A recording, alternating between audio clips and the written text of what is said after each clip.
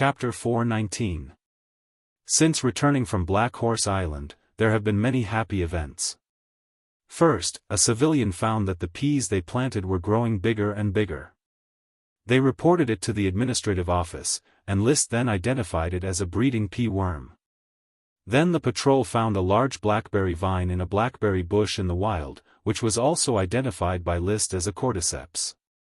So far, the reward of the last smoke mission, the smoke grass worm, has been contracted, and the fig worm, blackberry worm, pea worm, and green tea worm have all been confirmed as cordyceps.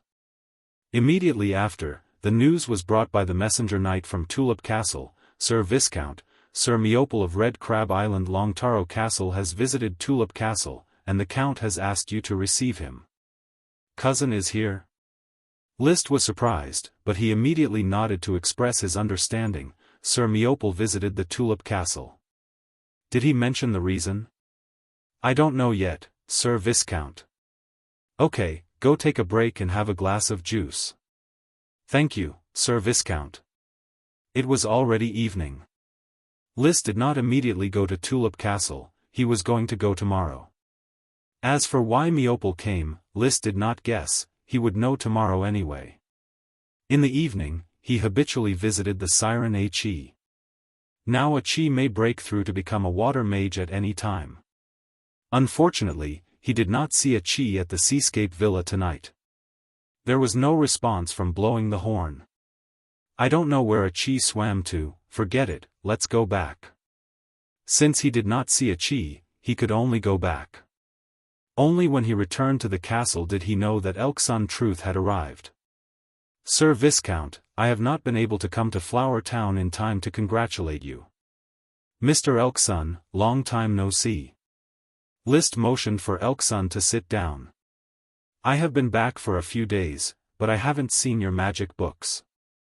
I am a little worried. I went to the outer island and contacted the mages I knew before to find new magic and magic books. This time I brought a carriage full of magic books and 7 new casting schemes. Elksun said excitedly, knowing that he could make a fortune again. The corner of List's mouth twitched. He was now so poor that he was about to sell his family's assets. He felt a dull pain in his flesh when he spent a large sum of money to buy magic books and spellcasting plans. But for a Chi's future, and for Crazy's progress. In the end, he decided to buy these magic books and spellcasting plans. Fortunately, I still have a little money stashed away, enough to pay for this trip. List took out a total of 62 gold coins from the castle's purse. List didn't know where Elksun got the water magic waterfall, and ice magic eternal frozen ice, that can only be mastered by a great magician. Just these 2 magic books cost 40 gold coins. The waterfall was suitable for the future water archmage Chi to practice, and the everlasting ice was suitable for Crazy, who was proficient in ice magic. After the transaction was completed, Elksun did not immediately leave. Instead, he looked around mysteriously, and after confirming that the servant had left, he said, Lord Viscount, have you heard of the Dragon Soul? Dragon Soul? List shook his head. He had never heard of it. Elksun explained, legend has it that the soul of the dragon lives in the dragon's teeth, so the dragon tooth is the best weapon, but it is not the best weapon. There is also a legend that the soul of the dragon is extracted and poured into a special weapon to form the dragon soul, which is the best weapon. Is there such a thing? I also heard about it. Elksun smiled, Lord Viscount, I have talked to several magician friends on the outer island about the Battle of Ironhoof Island and know very little about it. I wonder if you can tell me some details. I will sum it up and tell you some information I know. List nodded, what details do you want to know? The battle between the Grand Duke and the Marquis Bull. This was not a secret. List said, the Marquis Bull became a very powerful lich, with blue flames all over his body, 2 or 3 times taller than the average person, holding a big sword with blue flames. Very strong. Besieged by a group of Sky Knight, he still killed several Sky Knights and escaped from Fort Juniper. Unfortunately, he met the Grand Duke riding a dragon, slapped him back, pulled out something from his chest, and then was taken away. Elksun said, "So, the plan is half successful." "What plan?" "I wonder if Lord Viscount has heard of the Goat Assembly?" "I have heard of the Goat Assembly. The Marquis Bull carried out the dragon-slaying plan with the evil wizard of the Goat Assembly, but eventually failed and escaped." List glanced at Elksun, wondering what his expression was when he said, "evil wizard." To his disappointment, Elksun didn't care about the title. "I heard that the Goat Assembly cooperated with the Marquis Bull in order to make a dragon soul. The Marquis Bull needs the power of the Sapphire Dragon to transform into a lich, and the Goat Assembly wants to steal the soul of the Sapphire Dragon." "Your magician friend told you that?" "Yes, those magicians often organize trade fairs to exchange casting materials needed by each other and often leak some information. I just went to buy magic books and casting programs and accidentally heard the news. I thought it might be useful to you, Lord Viscount." Regardless of whether the news was true or false, List still approved of Elksun's behavior. "This news is not very useful. The Marquis Bull and the Goat Assembly have been destroyed, and the Grand Duke's dragon is safe and sound. However, living in the countryside is really behind the news. In the future, when you search for magic books and casting programs, help me find out some valuable information." He then added, "I will pay you according to the value of the information. I am very willing to serve Lord Viscount." Elksun's eyes narrowed and he smiled happily. He had degenerated from a magician who worshipped the truth to a dealer who only wanted to make money. "By the way, Mr. Elksun, tell me more about the dragon soul."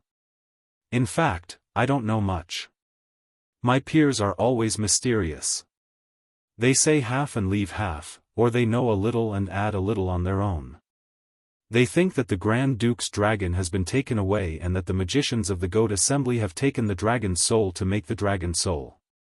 As for what the dragon's soul looks like, no one knows. In fact, not only the dragon soul, but also the dragon teeth. These are just legends. The best weapon that List knew existed was a great elf weapon, a magic weapon soaked in the blood of the great elf, the sword of the Sapphire Grand Duke. The name of the sword was called the Howling Cage Sword." Chapter 420.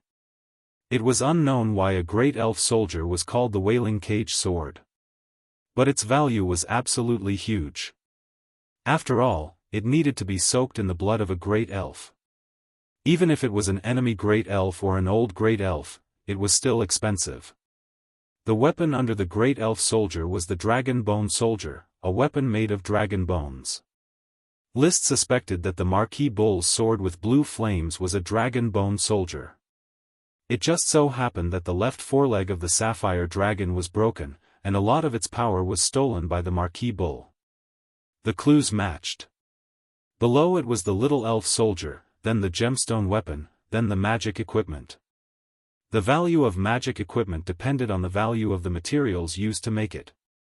If it was made of advanced World of Warcraft or even Super Warcraft materials, the value could definitely be comparable to the Dragon Bone Soldier. The weapons above the Great Elf Soldier were most likely the Dragon Tooth Soldier and the Dragon Bone Soldier. Now there was the Dragon Soul Soldier that Elksun told him. Maybe in the future, even the Elven King weapon will appear and become a legend. List thought. The Elven King was the evolution of the dragon spirit. Although it only existed in legends, no one knew its description, ability, and value. But it was not impossible to become a reality. As long as there was a possibility, it was possible to be killed, bled, and soaked in the weapon. He even thought, using the dragon tooth as the main material of the weapon, infusing it with the soul of the dragon, and then soaking it in the blood of the Elven King, would it become a supreme artifact? I really hope that one day I can create such a unique artifact, ride on the dragon, gallop across the continent, and explore the world. In this magic-filled world, there are countless hidden secrets waiting to be discovered. Of course, List was still very weak, and his range of activities was limited to a few islands. He must be down to earth and develop step by step. One day, his ideals will be realized. Under the illumination of the crystal lamp, the study was bright. List sliced open the covers of the magic books one by one. If he sliced open 100 book covers, he would obtain the bronze-level, skin-slicing madman achievement. He had probably already become a gold-level, skin-slicing madman. No. No. No, alright, I didn't find any battle or a secret skills in this batch of magic books. I can sleep in peace. List piled the books into a pile and planned to separate them into story and research types the next day. He would keep the story type and give the research type to Chris and Achi. I just don't know how they will feel when they see the torn cover. He left the study. After asking the servants to prepare the bath water, he took a simple bath and returned to his bedroom to sleep. However, just as he was about to fall asleep, in the Black Pearl Lake several dozen li away, on the ring-shaped reef that was exposed when the tide ebbed, an enormous white shell slowly swam out from the water. Under the moonlight, the white shell slowly opened, and the figure of a young girl slowly stretched out. Using the seawater in the shell, she quickly floated on the surface of the sea. With his back facing the moon, he hovered silently in the air. A clear and melodious voice broke the silence of the Black Pearl Lake at night. Use meditation to communicate with mana, and use mana to build a bridge. The bridge will extend into a path, and the end of the path will be surrounded by countless runes. That is magic. The girl slowly raised her left hand. Her 5 fingers opened, and a faint blue light condensed at her fingertips, forming a bowl-sized shield like wrinkles. The wrinkles slowly expanded outward in the form of water waves, forming a larger arc. The light blue light, together with the moonlight, illuminated the girl's face. It was the spirit of the sea, the siren, Achi. At this time, Achi's face was extremely devout, her eyes were extraordinarily firm and serious, and there were signs of sweat oozing from her forehead. Let the mana boil in the body, let the runes bind it into a magic array, and magic is born in the magic array. Achi will succeed. The siren gritted her teeth and tried to release magic. Brother is so looking forward to Achi becoming a water archmage, Achi must not let brother down. In the name of Achi Lloyd's truth, water magic, water wave shield, come out. Crash. The sea around the shell trembled and splashed countless waves. With Achi's final clear shout, the arc-shaped water wave in front of her suddenly expanded, curved and extended to the left and right, and finally closed. It formed an egg-shaped ball of light, enveloping Achi in it. Ah! Achi exclaimed, and then she was overjoyed. Achi did it, the water wave shield that only a great magician can master. Achi has finally overcome the magician's cognitive barrier, completed a deep understanding of the magic array, and promoted to a great water magician. She sank from the surface of the sea into the sea, and the water wave shield surrounded her. It didn't require much magic to maintain, and the light eggshell could continue until the magic array that maintained it collapsed, which took about half an hour. Swimming quickly, she replaced the water wave shield halfway and returned to the Sea View Villa with the water wave shield. She wanted to tell List the good news, but looking at the dark night sky, she suddenly thought that it was already after midnight. Oh, I can't share the joy with my brother, it's so annoying. Early the next morning, after List finished walking the dog, Brad was already waiting in the castle. My lord, what can I do for you? I heard that you have nothing to do recently, so I will give you a task. I need to carve a set of exquisite crystal tableware to show the dignity of a viscount. I will have Mr. Carter take out the castle's crystal tableware for you to use as a reference. Be sure to carve this new set of tableware to perfection. Yes, my lord. Despite his complaints, Brad still respectfully received his new task in front of List. The work that had troubled Brad was easily solved. This set of crystal tableware could last him for almost a month. After a month, he would be even busier when the volcanic glass was mined. After sending Brad away, List directly summoned the smoke mission. Mission completed. Reward, a variant type of corn grass. A variant type of corn grass, has it really become a corn cob? List was pleasantly surprised. He immediately ordered a servant to inform the administrative official Isaiah to suspend the harvesting of the corn grass. After he went to Tulip Castle and received Meopal, he would personally find the corn cob and arrange for it to be cultivated. This would provide a new source of food for the territory. At this time, he looked at the next smoke mission, as a lord, you only need to manage your dignity. However, if you want to achieve leapfrog development, you have to work hard. Please carefully consider the position of the flower town and make a plan for the industrial transfer. Reward, a variant type of corn grass. Chapter 421. It was not clear what the new variant of corn grass was. On the way, List was thinking about the transfer of Flower Town's industries. Even without the smoke mission prompt, he still had the idea of transferring the industries. In the future, he would definitely focus on the development of Black Horse Island. His positioning of Flower Town was clear. It was to serve as a trade transit station for Coral Island and a location for cooperative industries. Some industries with advanced intellectual property rights would be moved to Black Horse Island and placed on his own independent territory. List roughly figured it out. He arrived at Tulip Castle and soon met his cousin, Meopal Longtaro. After some communication, he learned the reason for Meopal's visit.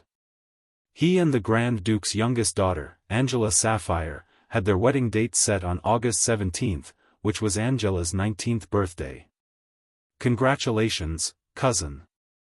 List gave his blessings. Meopal smiled. In fact, there is nothing to congratulate me on. It is not easy to live your current life after getting rid of your single status. That's true. After all, the other party is a little princess. Now that I am engaged, your brother Levis is engaged to Marquis Roderick's daughter, only Elvira and you are left. You are now a viscount, it is time to plan for a viscountess. Meopal's matchmaker nature had not diminished. He was still worried when he arrived at Tulip Castle. I am not in a hurry. Time is on my side. List promptly interrupted. He really did not have the idea of getting married and having children. He would at least wait until he was 25 or 26 years old before thinking about it. That's right, you are now in the ascendant period of night glory. Your future is very bright. Do you know how grandfather evaluated you and your father this time? Oh, what did grandfather say? Grandfather said that uncle will be the new Marquis of the Grand Duchy. Meopal looked around and determined that no one was eavesdropping on their conversation. He said that Levis was barely able to defend his legacy, but you, as for you, might become the new glory of the Grand Duchy's younger generation, if your strength can increase faster. I was promoted to an Earth Knight after I reached adulthood. Although I am now an elite Earth Knight, does grandfather really think so highly of me? List was curious. His performance was extraordinary, but compared to a true genius, it was still very ordinary. After all, those geniuses were all Earth Knights before they reached adulthood. Meopal shrugged his shoulders. Grandfather said that he saw a powerful self-confidence in your eyes. It wasn't the kind of conceit a genius should have, but rather the calm self-confidence of someone who truly feels that they can rely on hard work to achieve success. But to be honest, I admit that your eyes are very bright, but not as bright as mine. Confidence and bright eyes don't seem to be the same thing. At this time, Levis walked over. Meopal, List, what are you two talking about? List laughed. Cousin and I are comparing whose eyes are brighter. This shows who is more confident. Well, if that's the case, then I'll definitely be ranked first. Levis made a matter-of-fact expression, List can be ranked second. As for Meopal, after marrying the little princess, he will probably live a gloomy life. Angela is not easy to get along with. I will not bring shame to the Taro family. Just wait and see. After Angela moves into the Long Taro castle, she can only be the mistress, while I will be the absolute master of the Longtaro Castle in the future. Regarding this, Liszt was very skeptical. He did not like to maliciously speculate about other people's character, but Angela Sapphire's reputation was indeed very bad. Looking at Meopel, who was still in the joy of marrying the princess, he silently prayed, "I hope that cousin Meopel's hat will not turn green." Meopel did not plan to stay in Tulip Castle for long. There were still many aristocrats that he needed to personally invite. Therefore, the next day, July 25th, he left Coral Island. Angela is very sociable. She keeps in touch with many young ladies of greater aristocratic families. You can rest assured that I will keep an eye out for you and try to introduce you to a suitable aristocratic young lady to help you manage the castle. Before leaving, he did not forget to continue playing the role of a matchmaker. Thank you. Although Liszt said thank you, he was extremely speechless in his heart. Would he dare to marry an aristocratic young lady introduced by Angela? Birds of a feather flock together. With Angela's open style, it was hard for the aristocratic young ladies who got along with her to believe that they were so conservative. After seeing Meopel off, Liszt soon received his smoke mission reward, the previous mission reward, the high-grade Qi secret manual Red Sun Rising Fire. This high-grade Qi secret manual was, in fact, brought by Meopel. The Count's so-called exchange of secret manuals was a transaction with the Longtaro Castle. Don't bite off more than you can chew, Liszt. Keep this high-grade Qi secret manual well. After a few years, when you are promoted to a Sky Knight, you can study it. At this stage, what you need to do is to seriously strengthen your foundation. That's right, I have always wanted to ask, when did you promote to an elite Earth Knight? In the study, the Count asked Liszt alone. This secret could not be kept. It had probably been exposed during the Battle of Iron Hoof Island. After all, his brave and fierce fighting style and powerful strength were not things that an ordinary Earth Knight could do. About a few months ago, Liszt replied in a very low-key manner, after wiping out the Thorn's Ridge, I obtained a lot of World of Warcraft meat, which is enough for me to practice Qi. Moreover, I feel that my talent has already unfolded. Maybe I can surpass everyone in one go and be the first to become a Sky Knight. The Count opened his mouth. After a long time, he said, your talent is indeed different from that of ordinary people. A 17-year-old elite Earth Knight, 1 year earlier than your brother. Maybe you really have hoped to be the first to be promoted to a Sky Knight. But, I hope that there can be more communication between us, father and son. Liszt smiled awkwardly. Perhaps he was too cautious, and he was also full of vigilance towards the family of this body. In fact, he could have been a bit more willful, he could have put on an unreasonable attitude of, I am talented. He wanted to do something to remedy it. He said, maybe I was holding back my anger. When I was a child, I couldn't compare to my brother and sister. Now, I want to surpass them and prove myself, to become a Sky Knight faster, to prove that my talent is not worse than theirs. I understand. Maybe I put too much pressure on you in the past. Not only did I not help you, but I even suppressed your talent. The Count, guided by Liszt, began to look for the reason from himself. Fortunately, you were enfeoffed to the Flower Town. The poor environment allowed you to unleash your talent. When I came to the Flower Town, I really felt enlightened. Chapter 422. Liszt did not refute the Count's claim that the reason for his success was due to his and Melissa's noble bloodline. He had to give the other party some face. He changed the subject and said, Father, what do you think about the sale of rubber? I tested the rubber you provided yesterday. It is indeed an extraordinary item.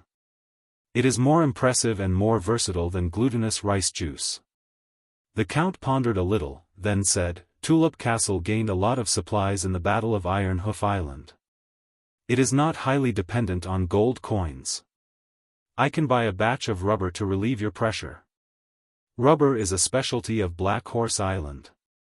The output is not high, and cutting rubber causes great damage to the rubber tree, so the price will not be cheap.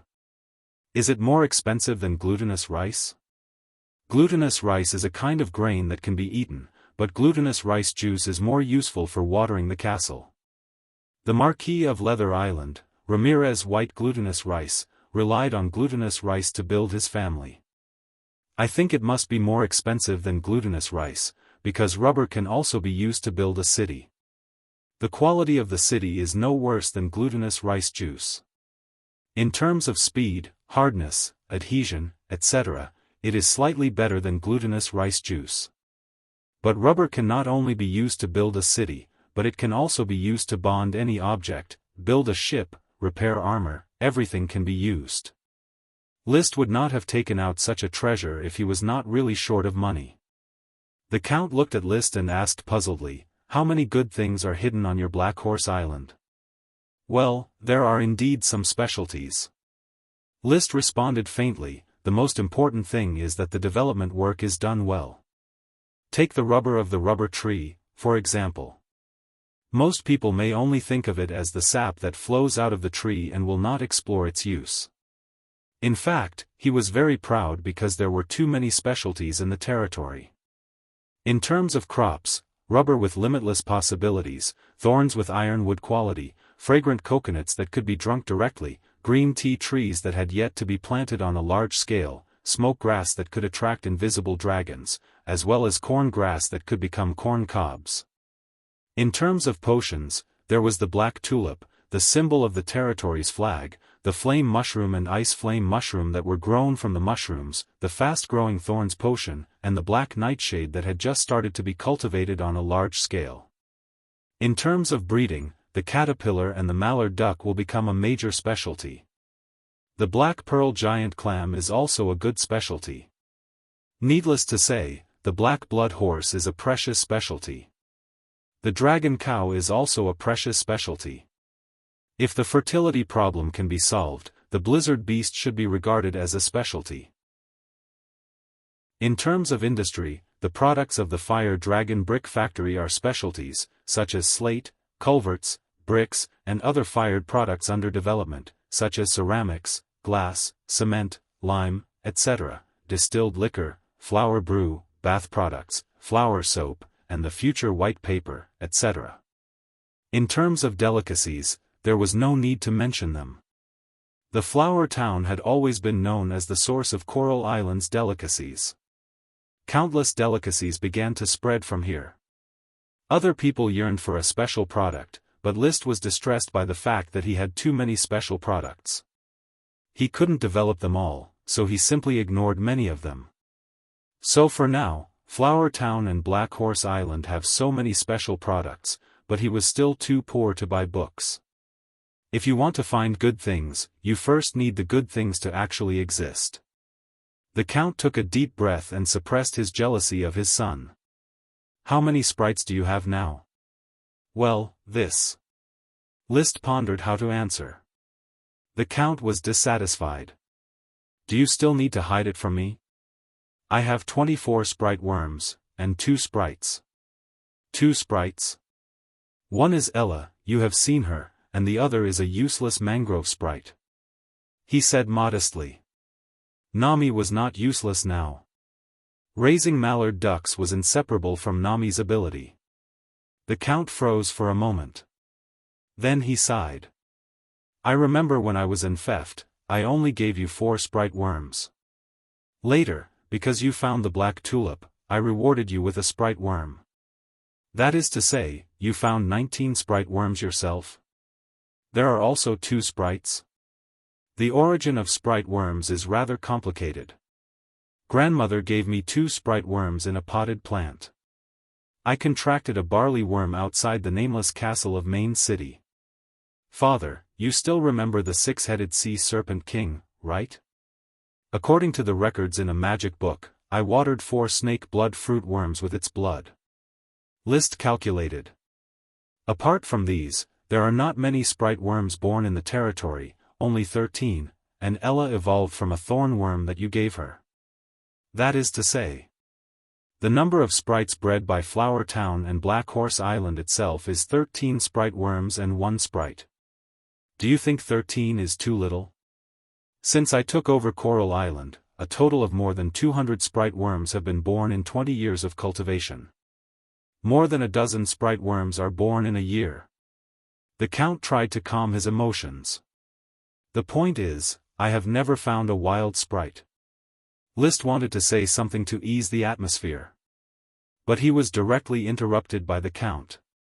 I used to think that "Knight's Glory Favors" was just an inspirational slogan. Now I believe that there is indeed a Knight's Glory, and it obviously favors you. You go back, don't let down the Knight's Glory. I look forward to your future.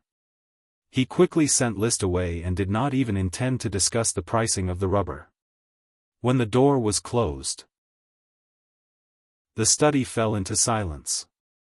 The Count leaned his body completely against the back of the chair, his eyes gradually cast to an unknown place in space and time, and whispered, "Melissa, your most worried son has grown to a full-fledged wing and can fly at any time.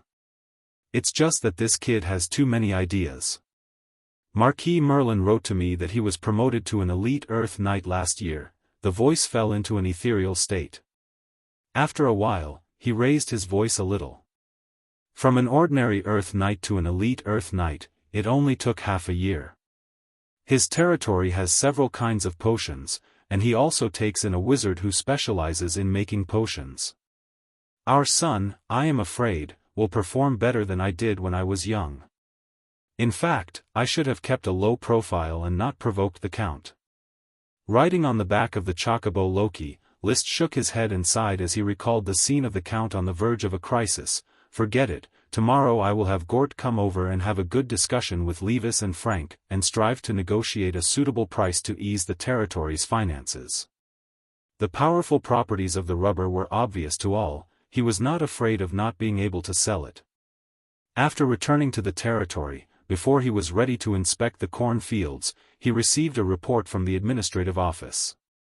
The serf Old Boar discovered that there was a very strange corn grass in his corn field, with huge flower spikes growing out of the top of its head. Isaiah further explained, "Sir, we have no way to determine whether this corn grass is breeding corn grass worms or not. They look a bit abnormal, but there are too many of them, no less than 20 corn grass, all of which have huge flower spikes.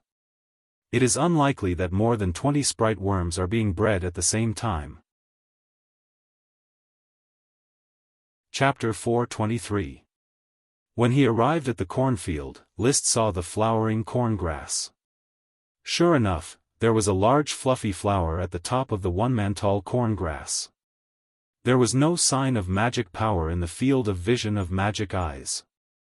It was not a sprite worm, but a simple mutation of the corn grass. The smoke mission's hint is about the grain mutation. Is it referring to the flower at the top of the corn grass? Liszt pondered.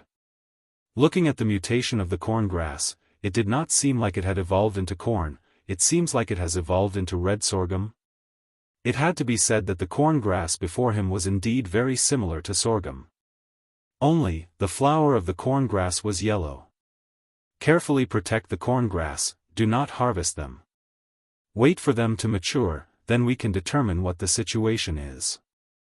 After giving some instructions, Liszt left the corngrass field.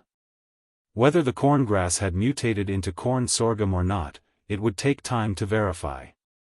But he was a little disappointed. Sorghum was not a high-yielding crop. He was still looking forward to corn on the cob. But there was still hope. Wait for me to plan the industry transfer, there will be a new mutation of the corngrass waiting for me. Maybe it will be corn on the cob.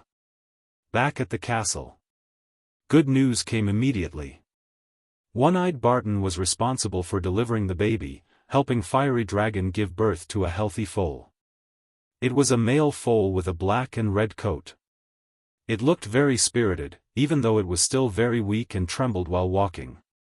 "Master, this foal has a very good bloodline." "It is great. It has its mother's quiet and quick-wittedness, as well as its father's strong physique. When it grows up, it will definitely become an outstanding warhorse," Barton said excitedly. Very good. List was equally excited. He reached out and touched the foal hiding beside Fiery Dragon. Although he no longer needed such a horse with a mixed bloodline, warhorses were undoubtedly the wealth of aristocrats. There were no large-scale horse farms on the Coral Island, and a qualified warhorse could only be bought with several gold coins. However, it was worth celebrating that in the Battle of Iron Hoof Island, many knights switched to better horses. They could not take away the spoils of war, but no one could stop them from changing their equipment. It could be said that all of List's knight subordinates, be it the Earth Knight or the Squire Knight, had accumulated a set of fine steel suits and a strong warhorse from the battlefield. These pieces of equipment were not counted as battle achievements, but were the knight's own personal property. Barton, raise it well. The other Maras are also about to give birth. You must take good care of these foals. List ordered. Barton said, Master, you should arrange for a knight to come and domesticate these foals as soon as possible. Domesticate it now? It's too young to start training it when it's 2 or 3 years old. My lord, the best time to train a foal is when it is just born. The first few months of a foal's life are the most important for its growth. Before I was sold to the Grand Duchy of Sapphire, I started raising horses, and I saw that many knights of the continent like to train newborn foals. Is that so? List was a little surprised, he had never heard of such a thing. For knights, with chi, they could tame any kind of fierce horse. Therefore, they rarely trained horses systematically. Just like how List tamed Black Dragon and Lightning, he had to ride it, subdue it, and then slowly get used to it. The relationship he established was not bad. However, Barton's opinion was also a reference. Domesticating a foal from a young age could make it more accustomed to interacting with humans. Therefore, he was going to give this foal to his only female follower, the little girl Emily, for her to be domesticated. Sir, can I have this foal? Emily, who had just returned from training in the Knight Square, was called to the castle stable and asked excitedly. List nodded, of course, you can try to tame it.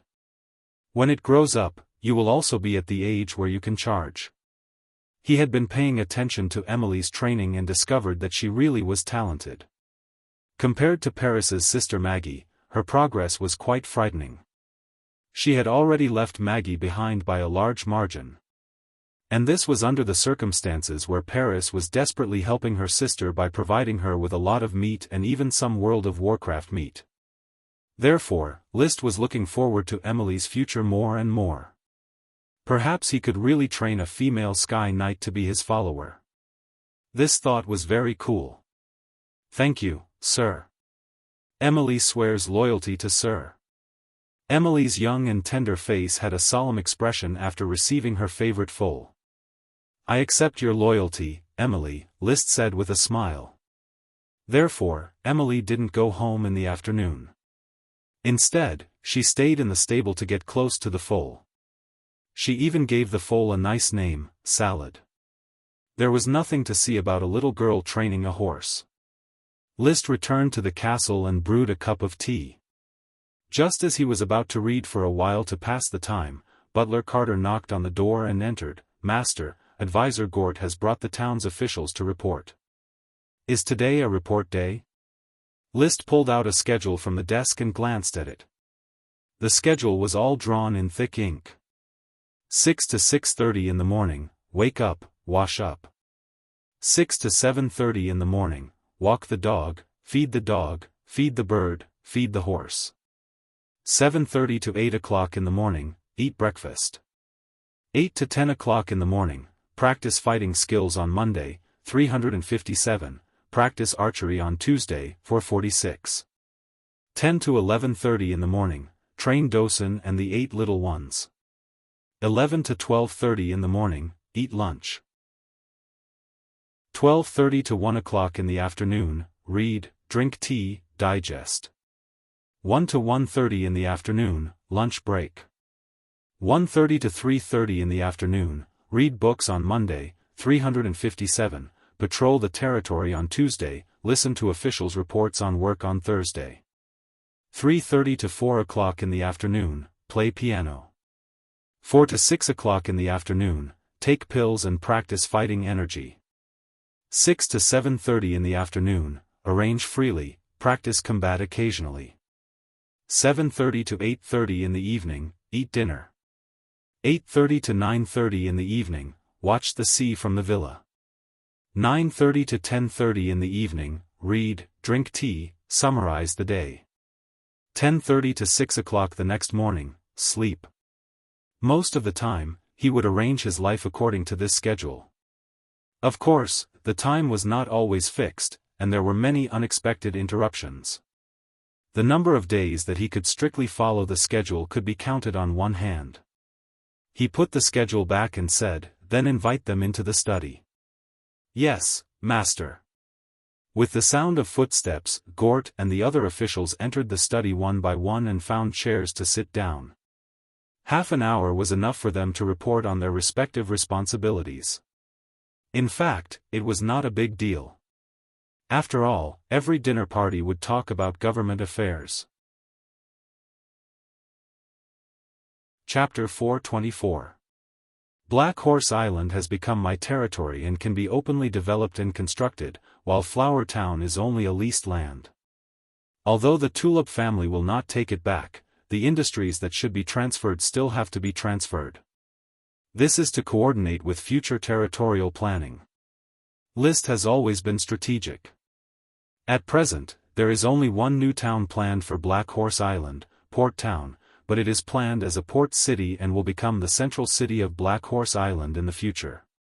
Of course, if Flower Town can develop, I don't mind building it into a trade city. If Flower Town only undertakes trade business, then there is no need to vigorously develop the planting industry here. Gort said, following List's tone. Isaiah added, the raw material production workshops should also be moved to Black Horse Island, and livestock, cattle and horses should be moved to Black Horse Island. Zambrata said, considering the agricultural planning of Black Horse Island, Flower Town should still retain some of the daily needs of planting and breeding, and some basic foreign trade raw material production can save shipping costs by putting it in Flower Town. The former aristocrat, who was used to being pragmatic, is now much more pragmatic. Then, you give me a plan for the transfer of industries as soon as possible. I need to see it completed within 3 days. List gave a time requirement. In addition, I will appoint a new group of officials to work in Black Horse Island Port Town. You can choose to stay or go to Port Town. Immediately, he added, how you choose is up to you, I will not force you. Although he didn't force them, his followers with a bit of brains naturally knew that they would be put in an important position if they went to Port Town.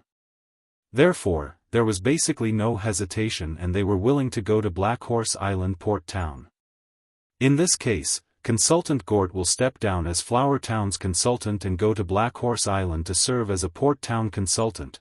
Financial Officer Blair will be transferred to Port Town as an administrative officer. Isaiah will continue to serve in Flower Town and take on the duties of an advisor. Zambrata will also stay in Flower Town, but can currently serve as a diplomat of Black Horse Island. Lords generally leave their advisors to aristocratic followers. In addition to List, only Gort was a Lord Knight in Flower Town.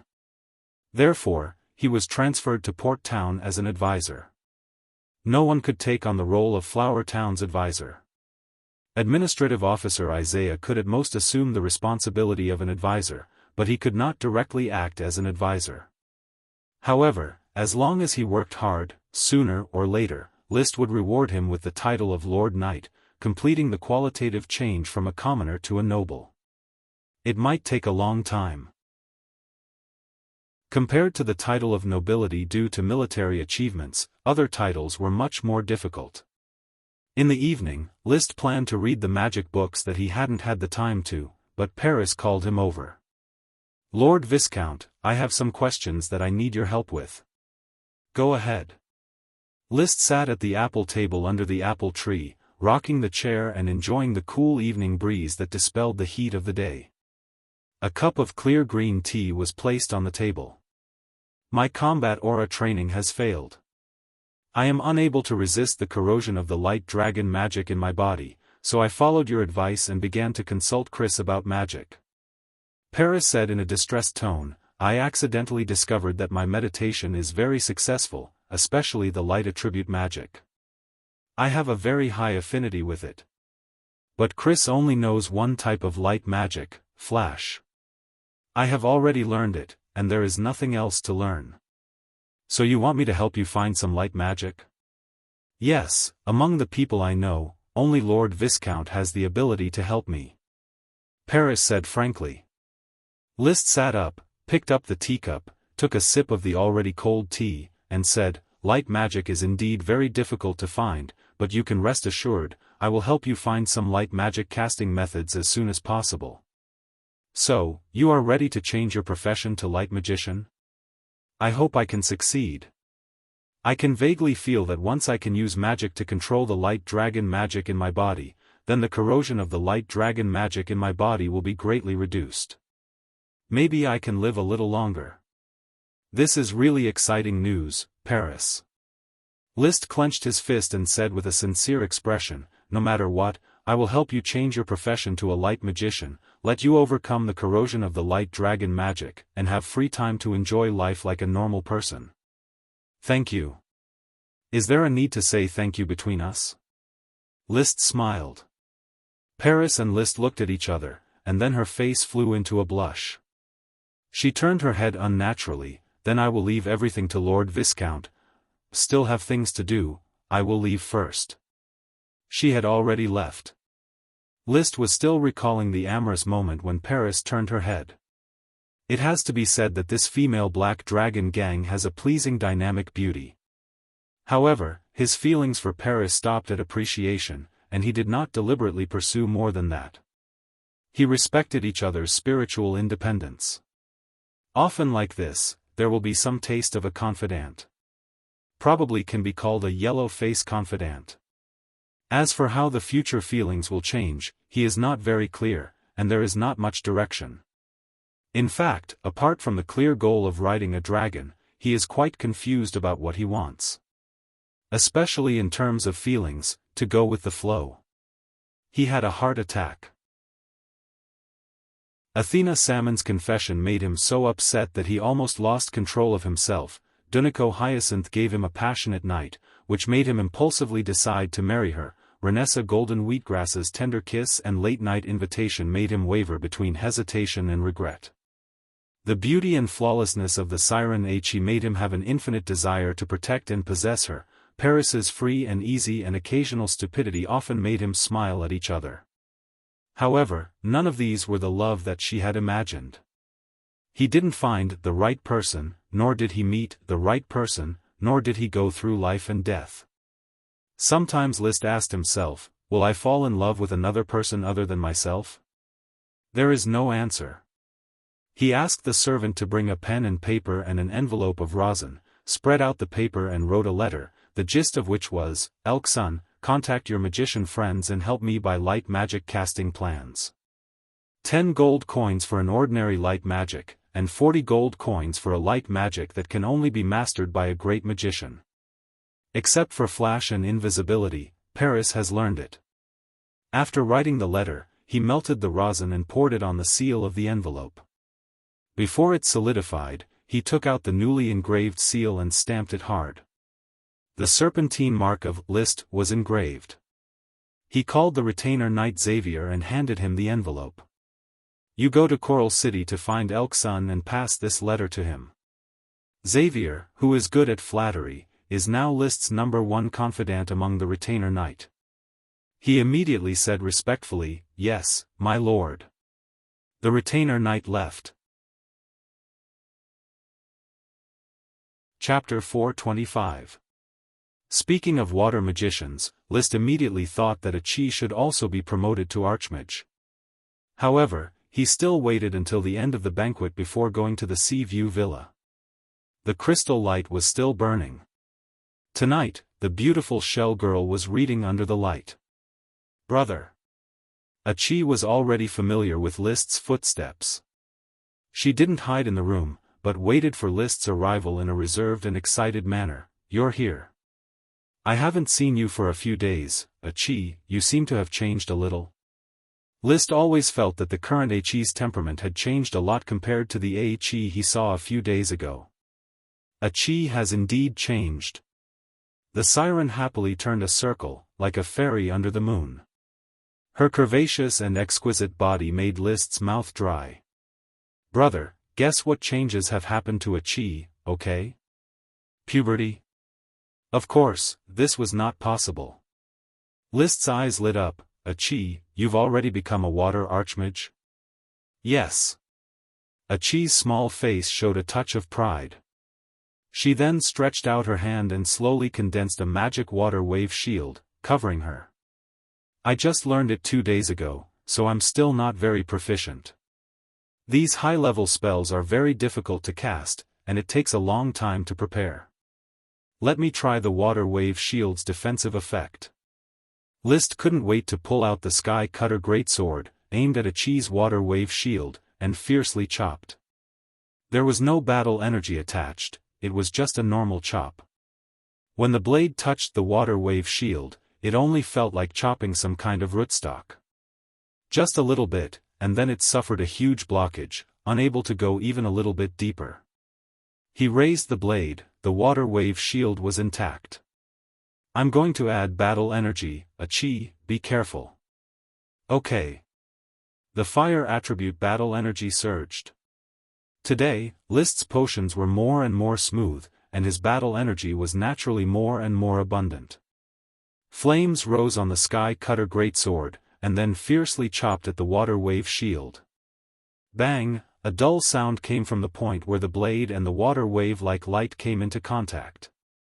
The water wave shield shook violently and flickered, but it still firmly blocked List's heavy blow at close range. Putting away the Sky Cutter greatsword, he nodded. The water wave shield's defensive effect is not bad. With the range of my attack just now, it would probably take dozens of slashes to break the water wave shield. If I were to unleash my strongest attack, would need at least 5 or 6 attacks to break it. Very powerful. Of course, when faced with the charge of the Night Legion, the magician probably wouldn't be able to maintain it. However, if it was a duel or a hunt in World of Warcraft, a mage with water wave shield could easily crush his opponent. That is, if the mage had the time to equip water wave shield. Achi deactivated her water wave shield and asked expectantly, Big brother, is Achi very powerful now? Of course it's very powerful, but you still lack advanced attack magic. You should learn Waterfall next. List stroked her blue hair. Achi has already started learning Waterfall, but advanced magic is very difficult to learn. There are too many things to learn, and she can't cast it instantly. You're already very good. Usually, great mages can't even cast ordinary magic instantaneously. List comforted her, and then asked, Oh right, Achi, after you advance to great mage, what changes have happened to your body, to your magic power, to your spellcasting? Or, what's the difference between great mages and mages? The difference between great mages and mages had always been something that List was curious about. Now that Achi had advanced, List could finally see the qualitative change, and as Achi continued to talk about her experience, he became more and more clear on this point. Basically, mages relied on meditation to drive magic power, and then used magic power to form runes, runes to form magic arrays. Magic was the manifestation of magic power under the constraints of magic arrays. Magic apprentices only knew how to meditate, or use magic power to form the simplest runes, and complete the simplest magic arrays: basic magic, water arrow spell, flying rock spell, fireball spell, wind blade spell, flash spell, and so on. They didn't even know that the magic they released was a magic array. Mages, on the other hand, could already master runes very well, and use the runes in their own body to form a magic array, thereby releasing higher-level magic, ordinary magic, water arrow spell, rock spike, lighten spell, big fireball, and so on. This was a solidified understanding of magic. Great mages, on the other hand, had broken through the cognitive barrier of magic arrays, and had a deep understanding of the relationship between magic arrays and magic runes, and extended to the essence of magic and magic power. After they understood this layer of relationship, they could use the changes in runes to drive magic arrays to produce more complex changes, evolving to release more powerful magic, advanced magic. Achi, do you think I understand it correctly? Liszt summarized what Achi said, and replied, basic magic is the prototype of a magic array, ordinary magic is the static form of a magic array, and advanced magic is the dynamic form of a magic array. Prototype of a magic array, magic apprentice. Static magic array, mage. Dynamic magic array, great mage. This was the magic that Liszt understood, concise and comprehensive. Achi thought for a moment and nodded, brother, your summary is very vivid, basically like this, but for the understanding of dynamic magic arrays, we should add one more. Achi is a water mage, so the form of the advanced water magic, the form of the magic array, is like the flow of water. The dynamic form of the advanced water magic is the flow of water. Does that mean that the dynamic form of the advanced fire magic is the burning of flames? It's very possible. After understanding, Liszt had roughly understood the principles of a mage's practice. He touched Achi's hair and said, the casting method of the advanced water magic is very difficult to find, and you may not have more advanced water magic to learn in a short period of time. However, you can start to study the practical application of magic arrays. Brother, are you talking about making magic equipment and extracting magic potions? Yes. Well, Achi has to study hard and help brother make magic equipment and potions. Achi shook her wrist, where there was a magic bracelet given by Liszt, which could increase the range of spells. He had Achi's experience to share. After Liszt went back, he immediately began to write a magic book. He named the book, The Interaction Theory of Tri-State Magic Arrays and Reality. The title of the book was very lofty, but the content was very simple. It was a simple summary of the 3 stages of magic of Achi, and it compared the magic arrays of magic with the magic arrays of magic equipment, and extended some discussion on the application of magic arrays. There were not too many detailed theories, just a few general remarks. He planned to finish the book with a total of 30,000 words. This book was not intended to be published, and he only intended to give it to Chris Truth to read. In the future, when a mage faced the problem of advancing, they could also refer to this book. When I'm done, let Achi proofread the typos. I can't believe that I, a knight, actually wrote a magic book. Chapter 426. For 3 days, Liszt was busy writing the book, 3-State Magic Array and Reality Interaction Theory. At the same time, the officials in the office had made an industry transfer plan. This plan determined that within a year, all sprite worm stocks would be gradually moved to Black Horse Island for protection. Magic ingredients such as tulip, thorns, flame mushroom, and black nightshade would also be gradually transferred to Black Horse Island for cultivation. Flower Town only retains ordinary crops and relies on compost to irrigate. As for the workshops, the bone smithing shop, magic workshop, crystal workshop, wine workshop, and soap workshop, all of them would be relocated to the port town. Moreover, most of the craftsmen would also be relocated to the port town, handing over the Flower Town's shops and workshops to apprentices. The plan was very detailed. Liszt didn't have much to add. He obviously agreed with this plan and handed it over to the officials to implement. He was more concerned about the smoke mission. Mission completed. Reward, oily mutant corn grass. Huh. Seeing the word oily, Liszt's eyes flashed with disappointment.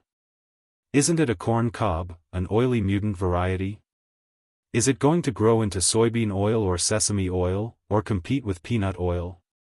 At present, the oil consumed in the castle is the oil squeezed from soybeans and peanuts.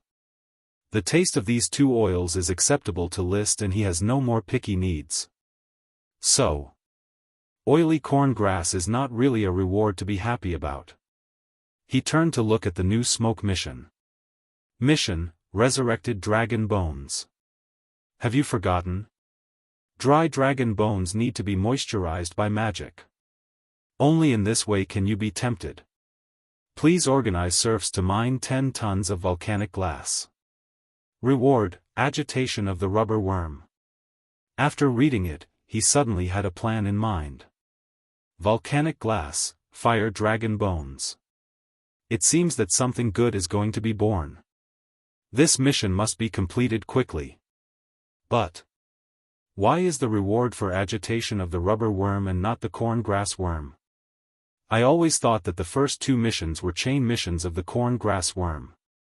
According to his understanding of the smoke mission, as long as the continuous rewards are homogeneous, it means that a chain mission is coming.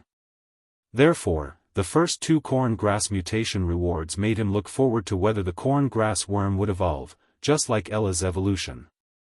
But suddenly, the mission reward became the agitation of the rubber worm. What are the triplets doing? Were they preparing to evolve? That shouldn't be possible. They've only been born for half a year. So, why are they so restless? He could only wait until the smoke mission was completed to observe the rubber worm triplets. At the moment, they were living peacefully in the castle. Their mentality and actions were very calm, and there was nothing unusual. He felt a little disappointed. List went to check the corn field for oily corn grass. However, compared to corn sorghum, oily corn grass was harder to find.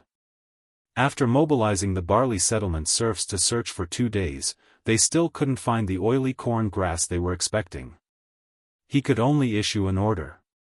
In order to expand the corn grass's cultivation area, the harvesting of the corn grass is prohibited for a month. We will consider harvesting the corn grass only after the corn grass seeds have matured. Strictly speaking, the administrative office did not have any immediate plans to expand the planting of corn grass, but the officials were already used to List's arbitrary decisions from time to time. The corn grass was protected just like that. He could slowly search for oily corn grass and wait for it to appear.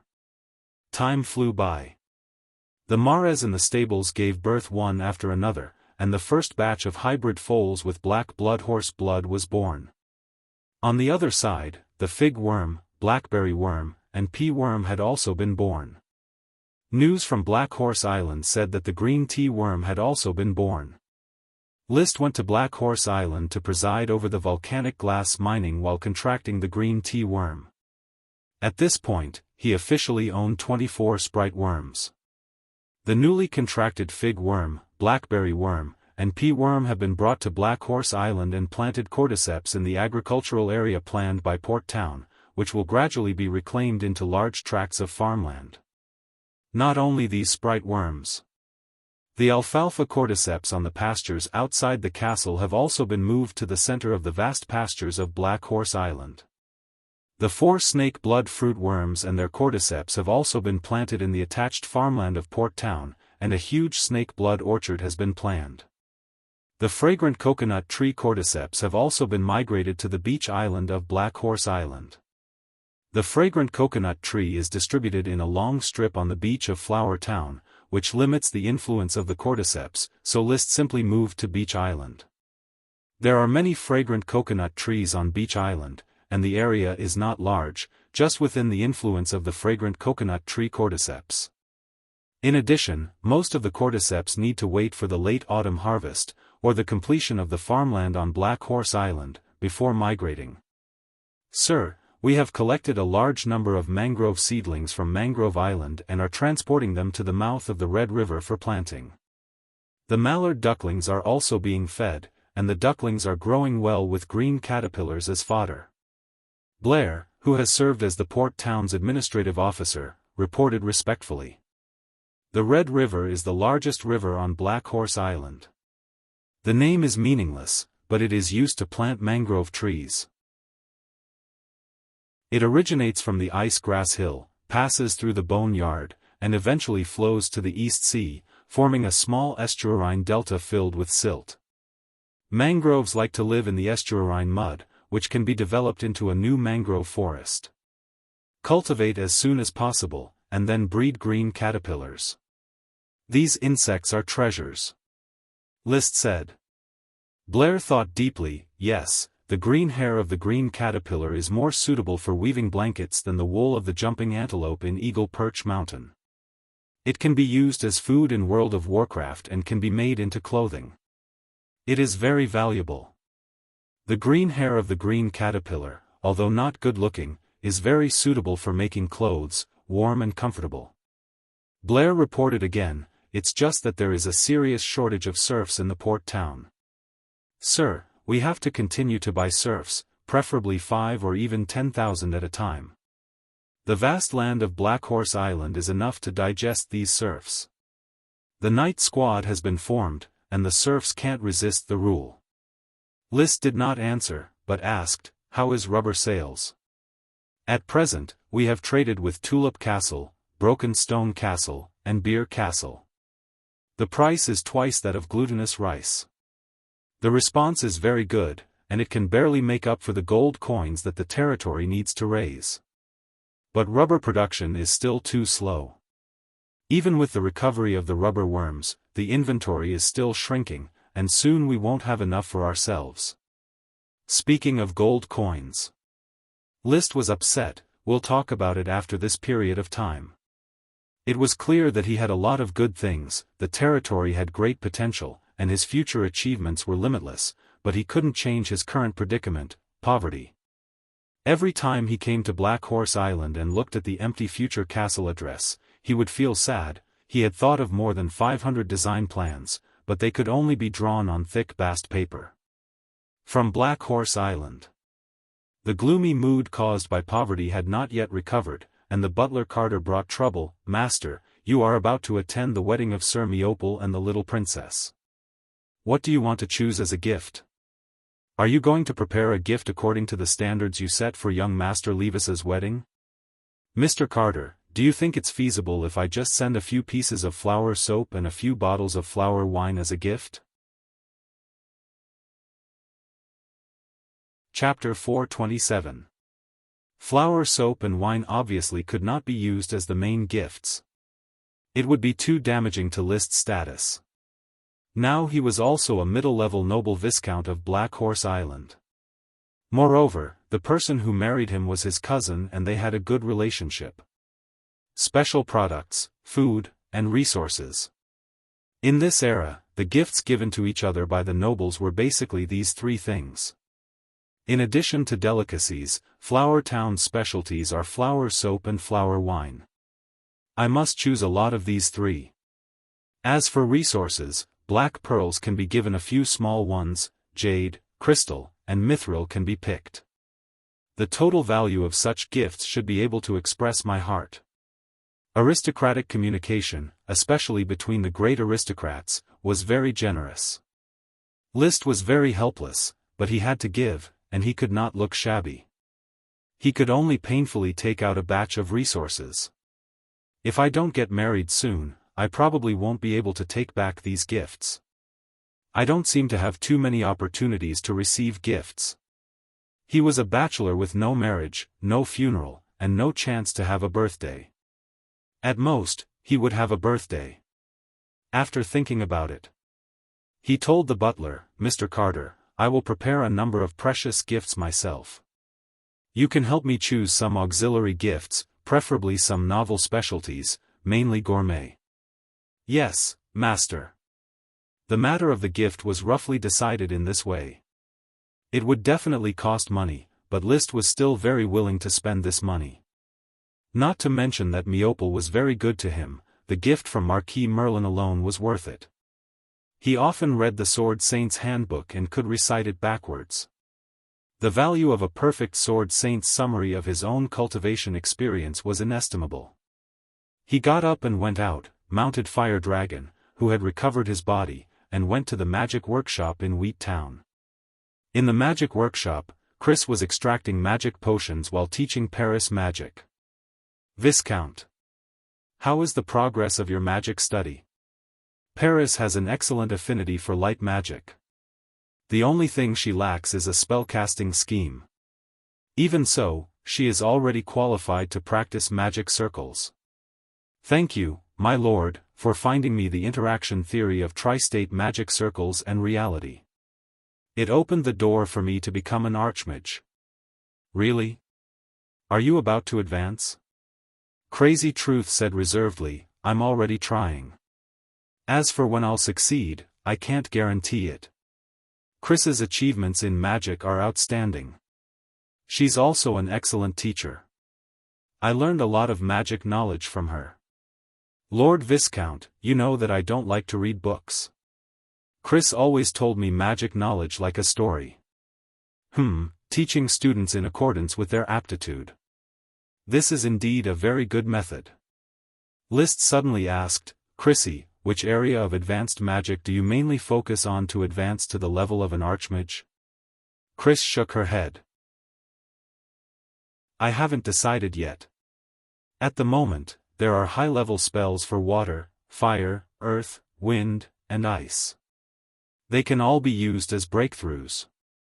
The magic brought by Chris and Elk Sun added up to 7 kinds of high-level magic: water wave shield and waterfall, earth rock grenade and rock wall, fire ring of resistance, wind tornado, and ice eternal freeze.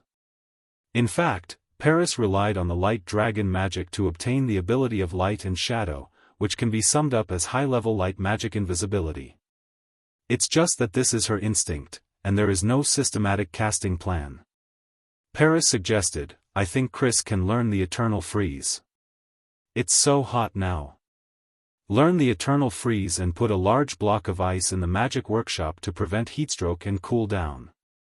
I can make ice cubes with my current ordinary freezing, Paris. Chris rejected Paris's suggestion. I can make ice cream on my workbench. For a sorcerer who is not partial to other subjects, summer isn't too hard. Ice magic is very difficult. I should choose the easier advanced magic. List suggested, I suggest choosing water or wind magic as a breakthrough. The Grand Duchy of Sapphire is an archipelago, and navigation is an important part of it. Wind and water advanced magic are very useful. Then I'll choose the wind magic. If Lord Viscount takes me on the voyage, it can speed up the voyage. Chris quickly decided. She secretly glanced at the handsome List. Mages believe in the truth and have the awareness of sacrificing themselves for the truth. She did not intend to continue the product of mortal marriage, but was prepared to devote her limited life to infinite magic research. But it does not prevent her from working for an attractive lord. Often seeing the confident smile on his face is enough to comfort lonely nights.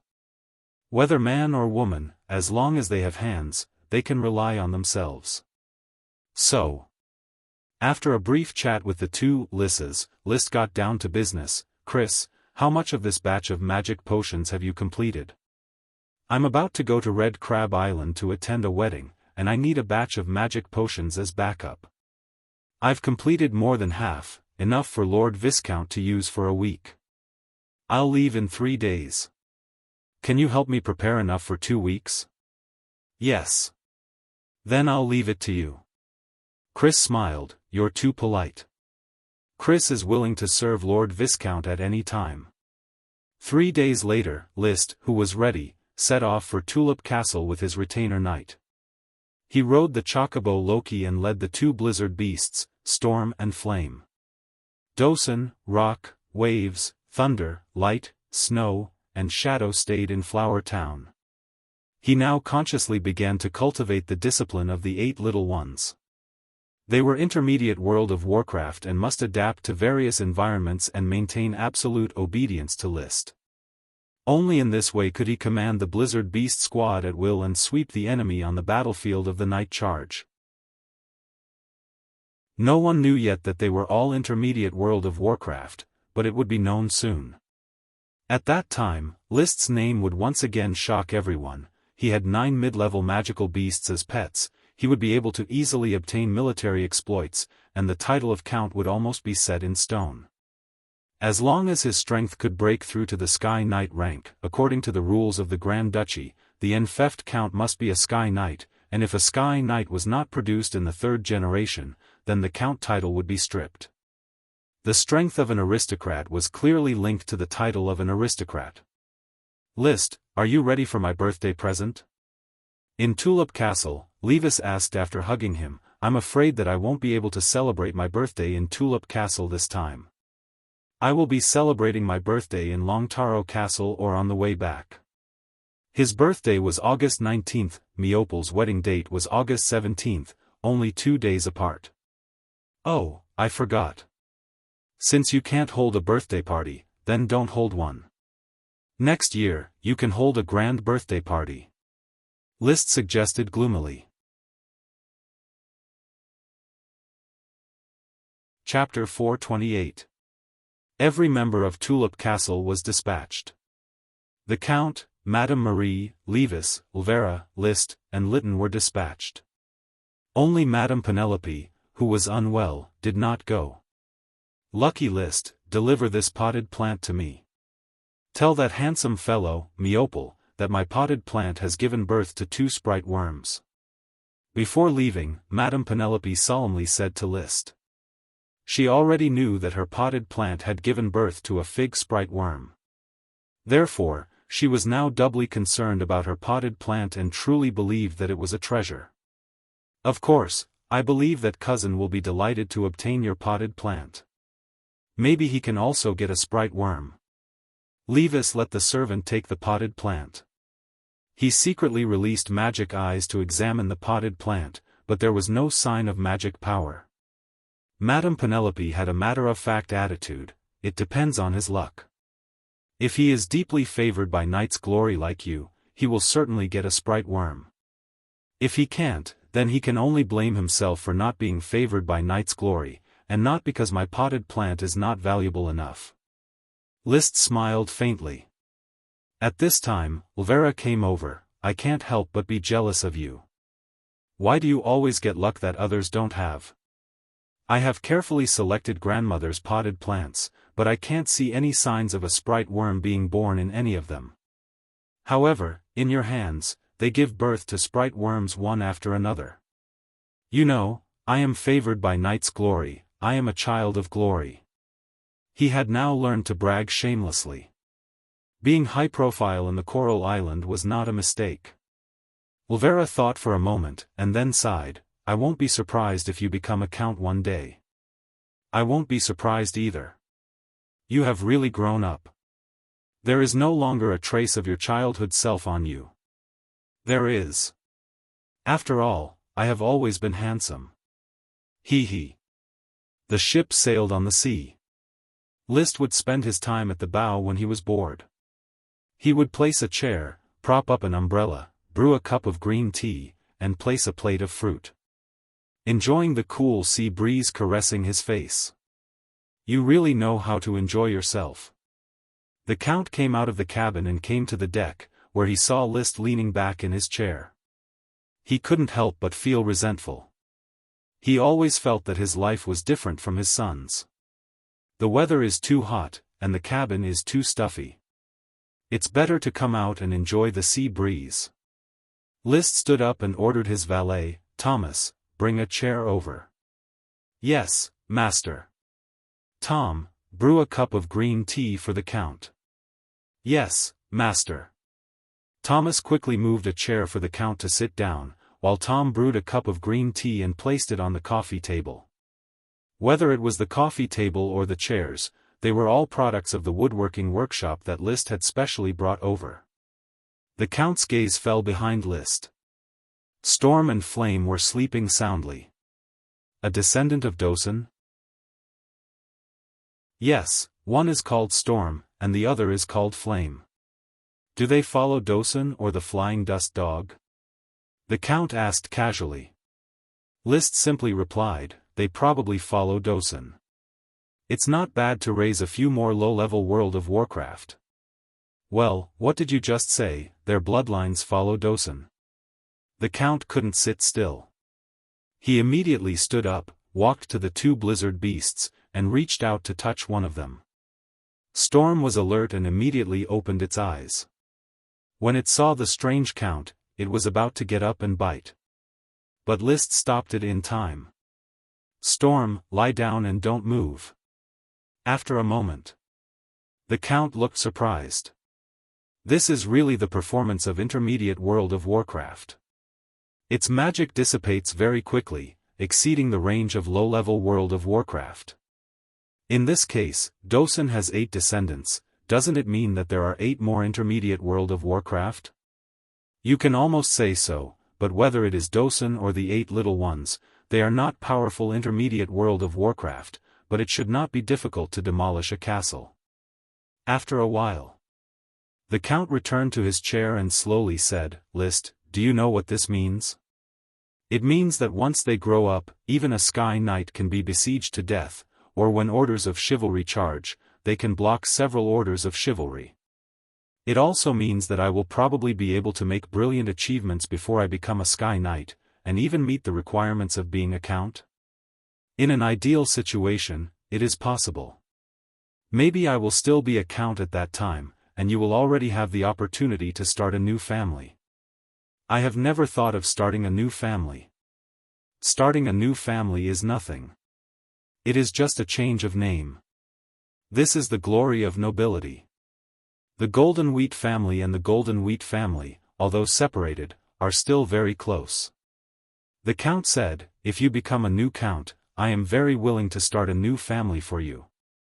List still didn't quite understand what the people of this world knew about glory, so he let out a meaningless, "Oh." The Count did not know how to continue. With 9 intermediate World of Warcraft, as long as there were no accidents, it would not be difficult for such a force to become a Count, and becoming a Marquis was only a matter of time.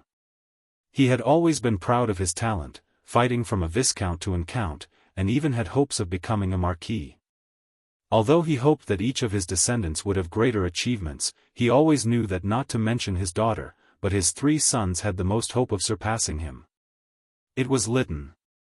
This was also the reason why he had not piled up resources for Levis with all his might and become a Sky Knight.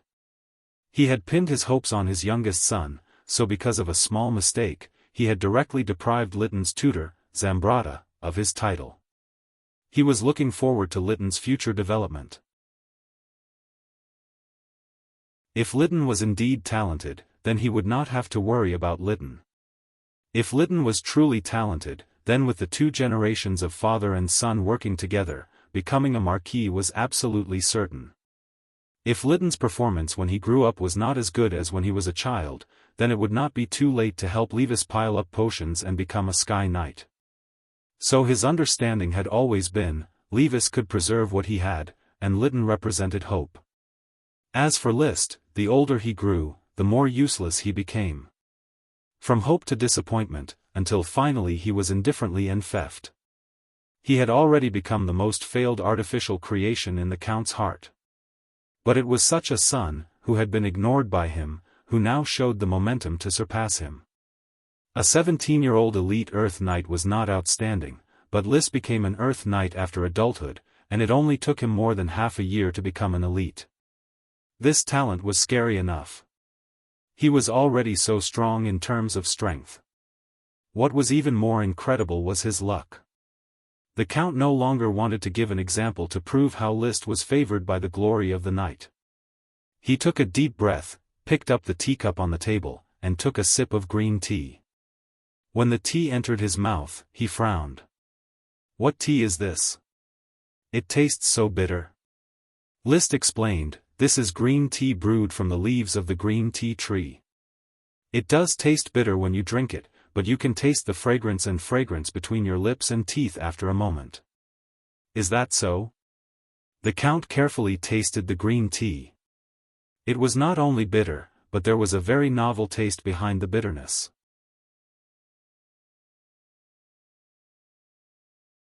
Chapter 429. This chapter is a reward of 20,000 coins for Bitter Tree, and will be updated tomorrow. Green tea is good.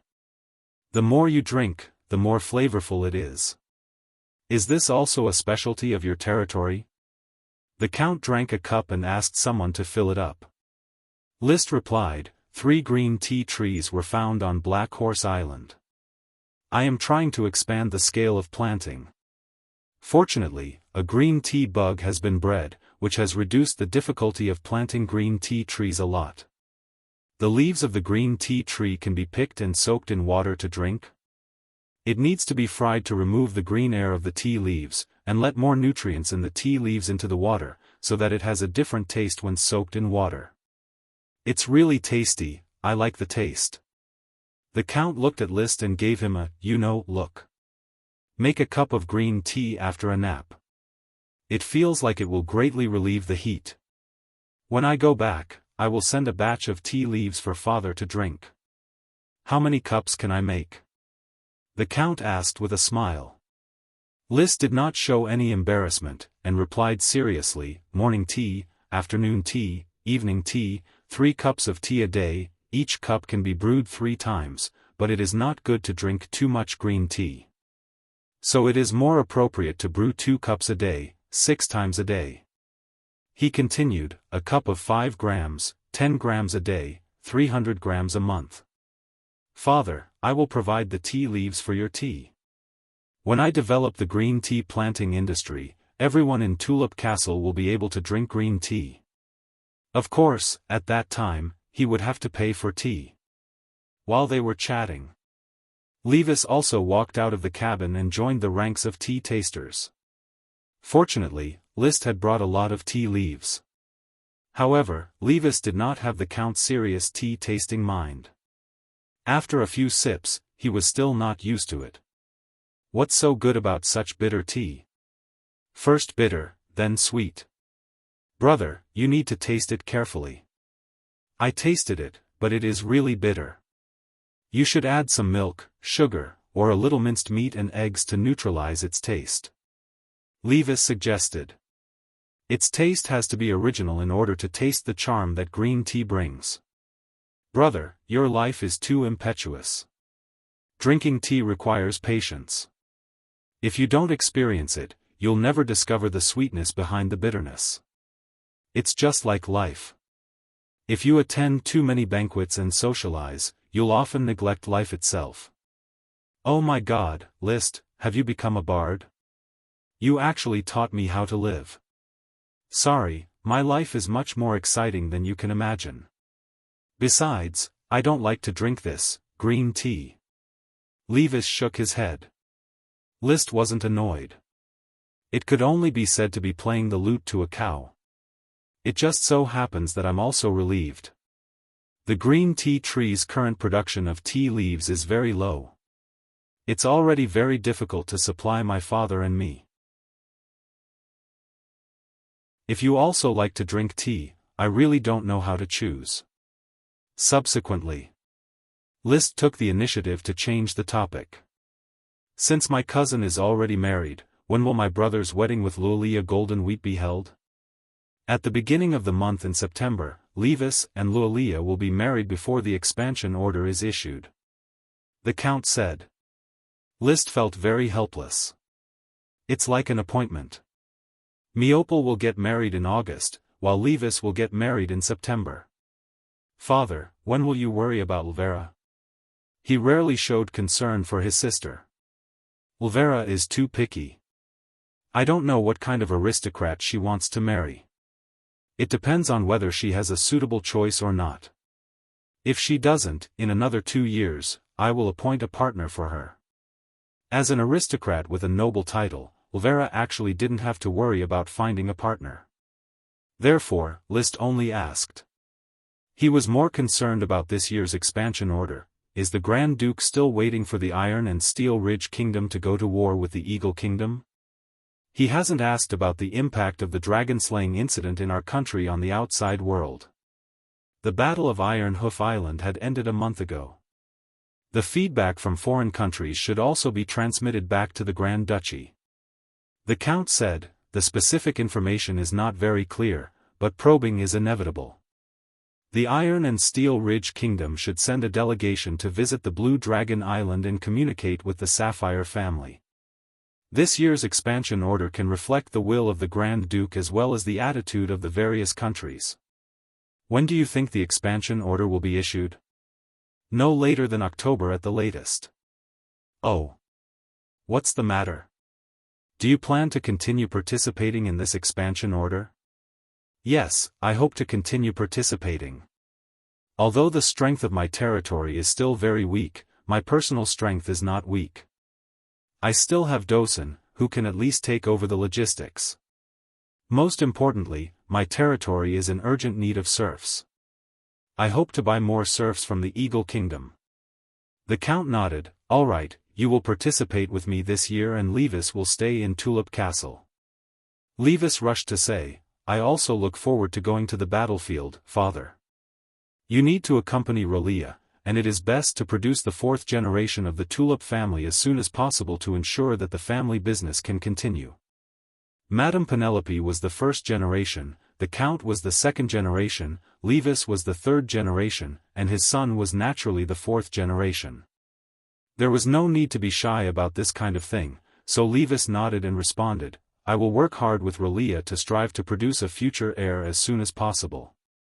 In addition, your relationship with your lovers and illegitimate children must be handled cleanly, understand? The Count suddenly said. Oh my God, father, have you misunderstood? I do have a few acquaintances, but I have absolutely no illegitimate children.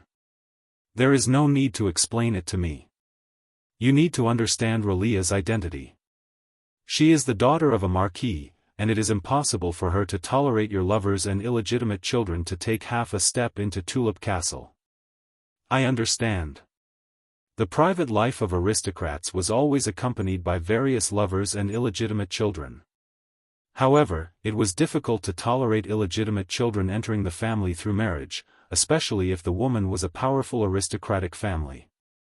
Illegitimate children could only fall outside and fight against the unfairness of the world by themselves. Drifting at sea for a day and a night. They finally arrived at Red Crab Island. The deputy butler of Longtaro Castle, Rainieri, was already waiting at the port of Sea Crab City to welcome the Tulip family. By the time they arrived at Longtaro Castle, it was already the afternoon of August 15th, only a day and a half before Miopol's wedding. Lee William. Masiro. On the road outside Longtaro Castle, Masiro personally welcomed the Count and his party with great enthusiasm.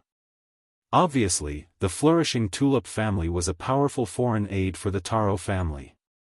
Marquis Merlin's two followers of the Count were also in the welcoming party, Schalke Broccoli and Durante Hyacinth. After a lively exchange of pleasantries. Liszt was just an unremarkable person in the crowd exchanging pleasantries. He showed his demeanor and greeted everyone before standing to the side. He sized up Durante Hyacinth, the father of Dunico Hyacinth. Obviously, Dunico inherited her excellent genes from her father. He was a handsome middle-aged man with a gentle and refined temperament. His style was completely different from the domineering Count Schalke next to him. Masiro, Lee William, Schalke, Durante. Chapter 430. The grey-white walls of the Longtaro Castle were decorated with a large number of flowers, branches, and ribbons, making the magnificent castle look particularly holy. Two huge flags fluttered high above the castle's tallest steeple. On one side was the abstract Taro family's Longtaro flag, and on the other side was the Sapphire family's Sapphire Dragon flag, fluttering in the wind. This temporary hanging of the huge flag represented the marriage between the families. In the large area in front of the castle gate, countless servants were arranging the wedding scene. There were also teams of knights interspersed among them. There were even official-looking people involved, giving orders. These are the palace's professional servants and internal affairs officials, as well as the blue blood orders of chivalry's knight. They not only take over the wedding process, but also do the security work because the Grand Duke will personally attend the wedding of the little princess and Miopol. Masiro Longtaro introduced. After listening, Lee William frowned and his complexion quickly turned cold. It is understandable that the blue blood orders of chivalry will take over the security work, but why is the wedding process not carried out according to the Longtaro Castle's attitude? This is the Longtaro Castle marrying the mistress, even if it is the Grand Duke's daughter. Durant and Sark did not answer. Masiro was also a bit embarrassed. This is what father wants. He wants to give the little princess more respect. The Taro family should contribute more glory to the night. This is the respect for the Grand Duke and the little princess. Li William was very dissatisfied with the palace's intervention in the Long Taro Castle's etiquette. I need to talk to Marquis Merlin. Masiro, is your father in the castle? I will take you to see father. Durant and Sark, help me greet the guests. After saying that, the two hurriedly entered the castle to find Marquis Merlin. Immediately, Madame Marie and Lytton followed the deputy butler to the guest lounge. These two people had a special identity. According to their identity, they were relatives of the Long Taro Castle, but there was no connection between them in terms of bloodline, so it was a bit awkward. The three siblings, Levis, Ulvera, and List, did not regard the Long Taro Castle as someone else's home. They found a butler and asked, "Where is cousin Miopal?" Young Master Miopal went to Matsutake Castle. The eldest prince has already escorted the young princess to Matsutake Castle to wait for the wedding. The butler said, Miss Melinda's family will also accompany the young master to Pine Velvet Castle to take care of the young princess' daily needs. Matsutake Castle was another castle of the Taro family. Should we hurry over or stay in the Long Taro Castle? List asked. The Long Taro Castle is only a 2-hour horse ride from Matsutake Castle. It's better to rush there. I haven't seen what the little princess looks like yet. Ulvera said excitedly. Levis shook his head. I have to stay here.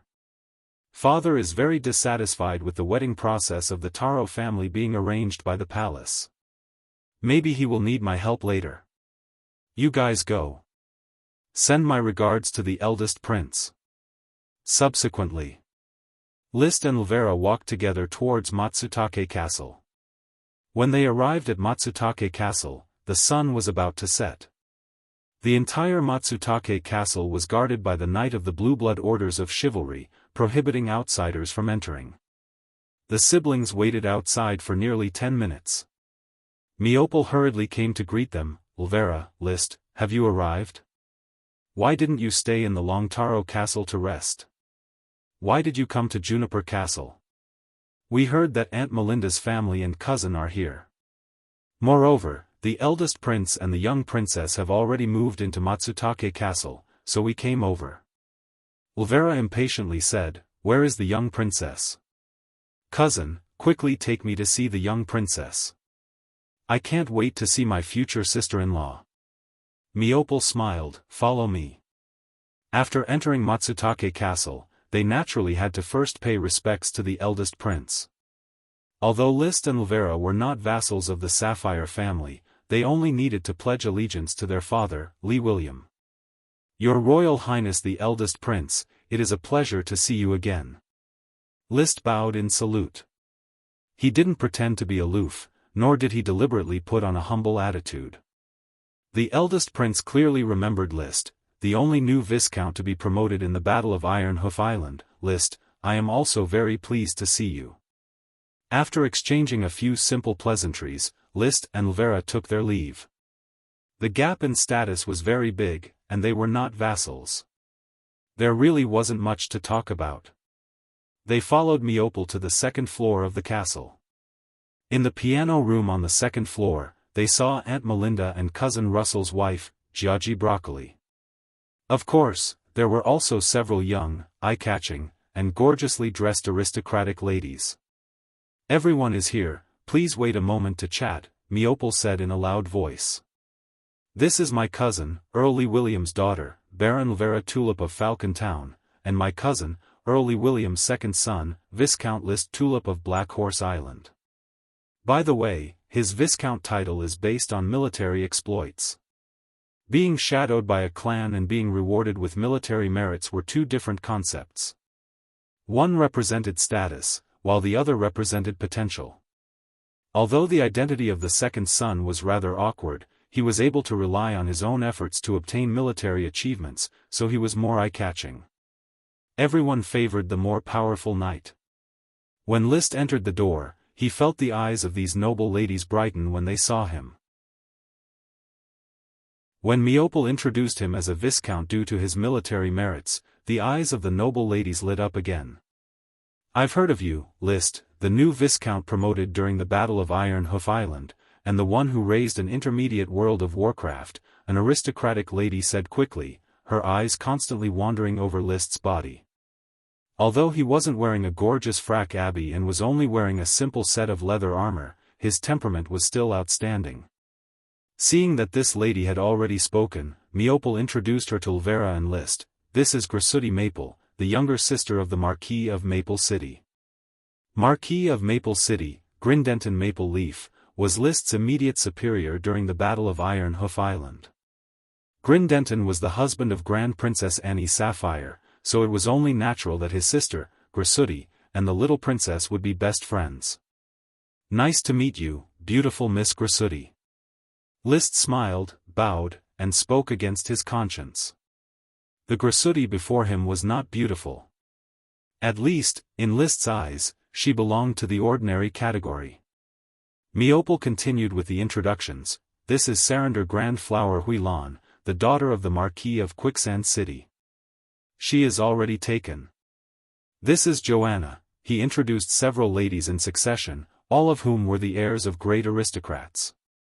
Birds of a feather flocked together, and only the heirs of great aristocrats could act as best friends of the little princess. Finally, Meopel walked over to the beautiful woman sitting in front of the piano, held her hand, and solemnly introduced her. "Ulvera, List, do you need me to introduce you?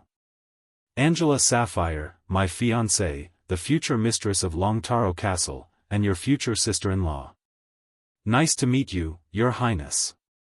The siblings smiled and saluted.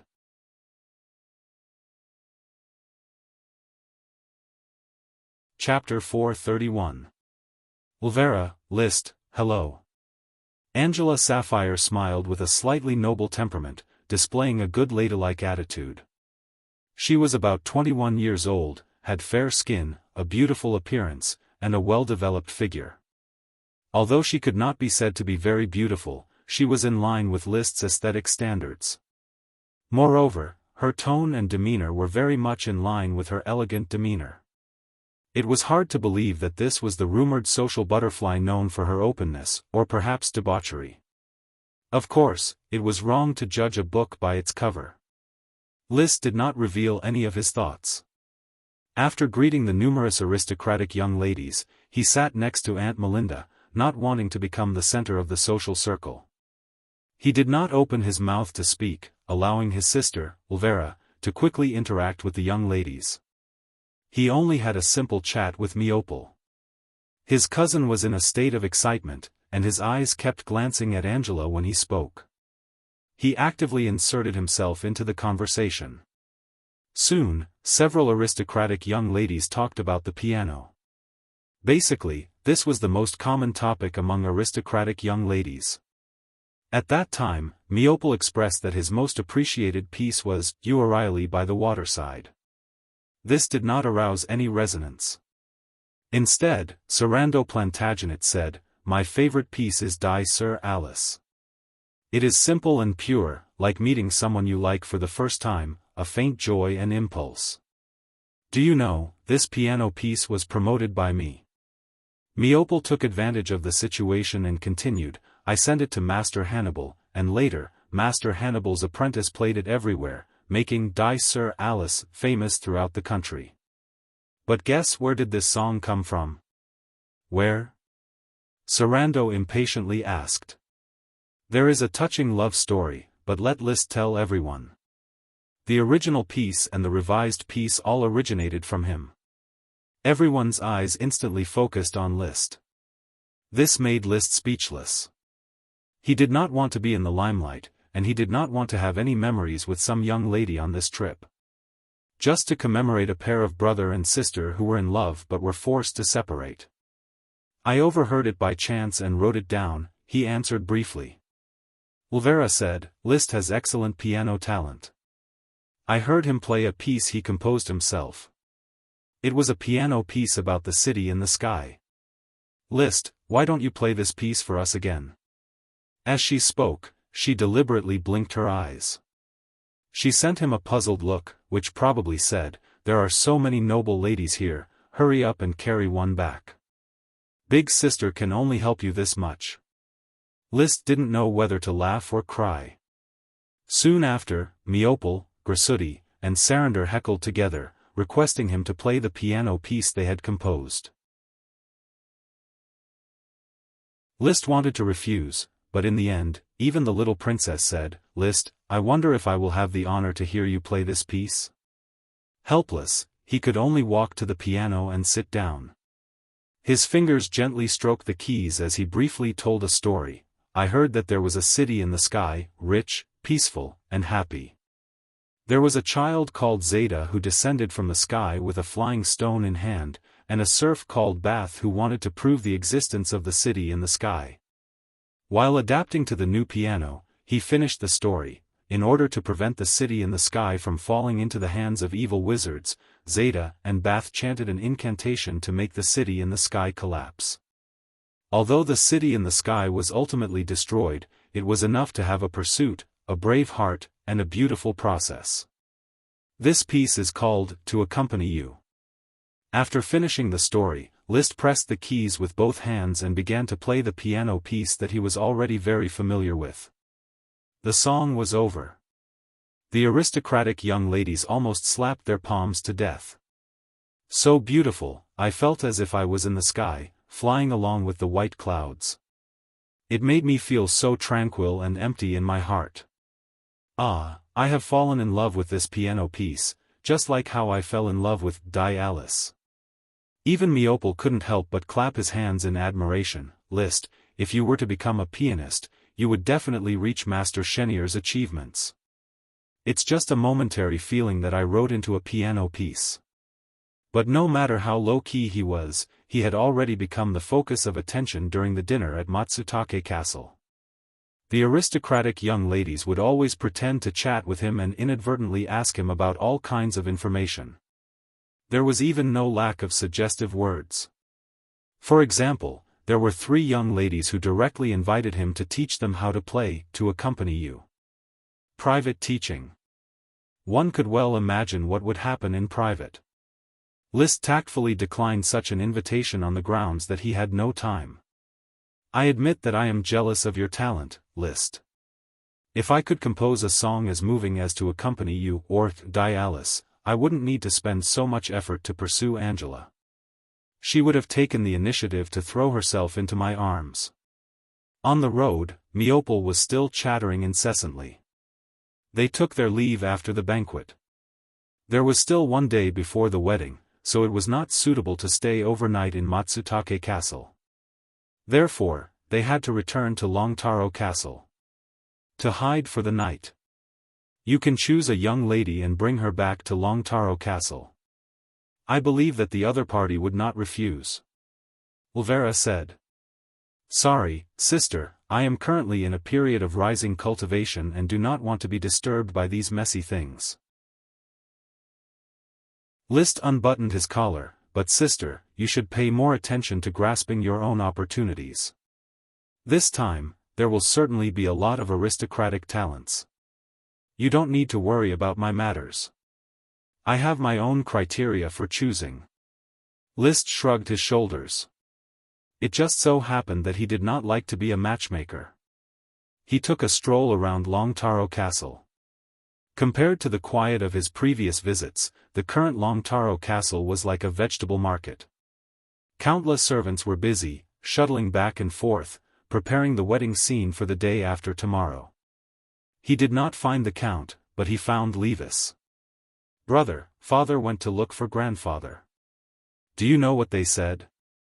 I saw that the palace servants and internal affairs officials have not been withdrawn. In fact, it is a misunderstanding. These servants and internal affairs officials are wedding gifts from the Grand Duke to the little princess.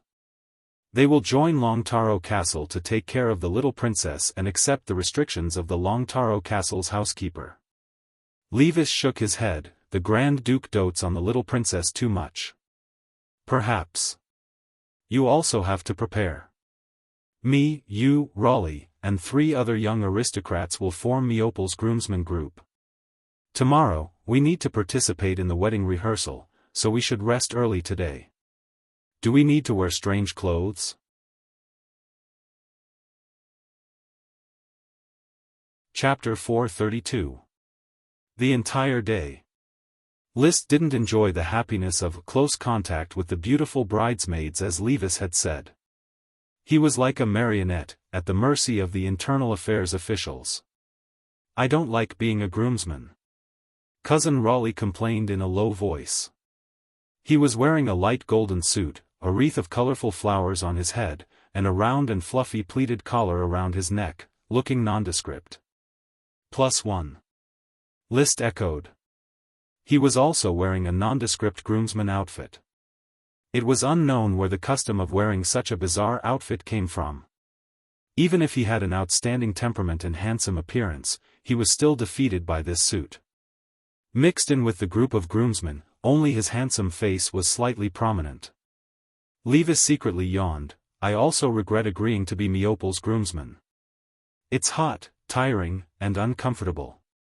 I would rather cultivate chi until I'm exhausted than stand here and be a prop. Especially wearing this ugly and stupid suit, I'm sweating all over." But there was no other way, this was the custom.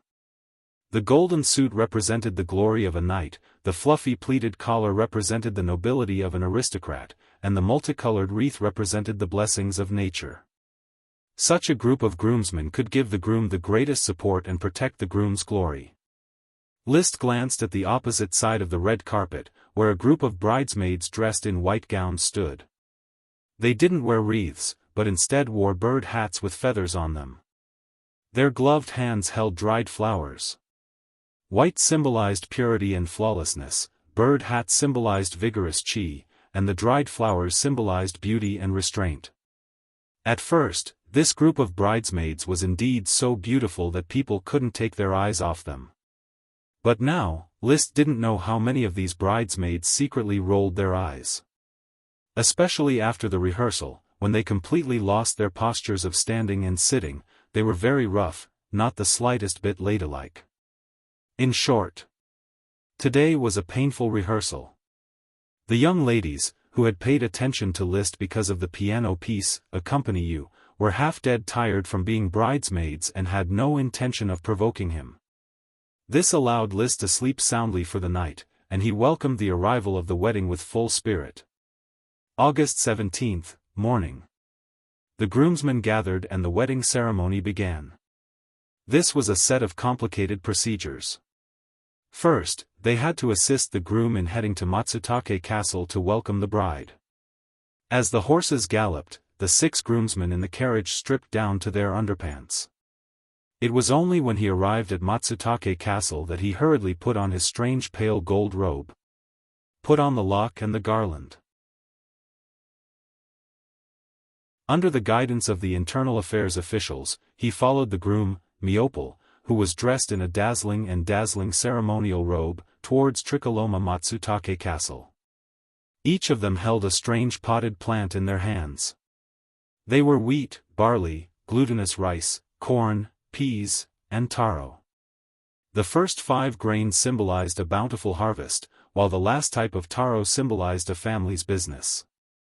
When they entered the castle, the 5 grains and the long taro were handed over to the bridesmaids. The male master handed over the family business to the female master to manage. The male master was in charge of the battle, while the female master was in charge of the castle. This was common knowledge. Of course, most of the male nobles were not only in charge of war, but also in charge of the castle. Women were only responsible for enjoying themselves. When Liszt handed over the glutinous rice in his hand to the bridesmaid, Joanna Moonlight Grass, he suddenly felt a caressing sensation on the back of his hand. It was the smiling Joanna who used her fingers to tap on the back of his hand. Moreover, she gave him an ambiguous look. She was the daughter of the Count of Moonlight Island, a direct follower of the Grand Duke. Her mother was a cousin of the Grand Duke, and she had the bloodline of the Sapphire family. She was 19 years old this year. Among the bridesmaids, her appearance was the most outstanding. She vaguely resembled Angela Sapphire's eyebrows. She was one of the socialites who wanted Liszt to teach piano music in private. He had thought that after a tiring day, she would not be in the mood to indulge in flights of fancy. He did not expect that after a night of resting and storing up energy, this aristocratic young lady would still give List hints, moreover, in broad daylight. Keep smiling. List pretended not to notice the other party's small movements. With the little princess style, he really did not have any thoughts about her bosom friends. The process was still ongoing. After experiencing the blessing of grain exchange, horse feeding, armor, and other meaningful blessings, Angela Sapphire, the bride, finally walked out of the depths of the castle under the protection of the eldest prince. Compared to the dazzling gold groom, the bride was equally dazzling gold. The golden dress wrapped around her body, making her curves appear in all the right places. The faint white muslin on her chest made her deep ravine faintly discernible. Her hair was tied up and she wore a laurel crown inlaid with gems and pearls. She wore heavy makeup and a lot of embellishments, making her look very beautiful and noble. She gave her hand to Meopal and boarded the carriage with Meopal's help. Then, Meopal mounted the horse and personally guarded the side of the carriage. The bridesmaids entered the different carriages one after another, while List and the other groomsmen also mounted their horses. Then, the first prince and the others followed behind the bride's procession. From time to time, the blue blood orders of chivalry would issue unknown roars to strengthen the procession's momentum. 2.5 hours later, the procession returned to Longtaro Castle when the sun began to heat up. The groom helped the bride get off the carriage, while the groomsmen helped the bridesmaids get off the carriage. This time, List found himself being molested again. When he helped Joanna, Joanna unexpectedly pretended to slip and threw herself into his arms. In the process of standing up, he also used his hand to pinch List's chest. "Your body is really sturdy." She stood on tiptoe and quickly whispered in List's ear. This scene. It was impossible for List to fall out and ruin his cousin's wedding. He could only smile, pretend that nothing had happened, and carry on with the rest of the process. Serving the bride and groom, receiving the spring washing, drinking a glass of wine, sharing a piece of wheat bread, the bride spinning, and the groom shooting. Finally, stepping into the decorated hall, the final marriage recognition ceremony was carried out.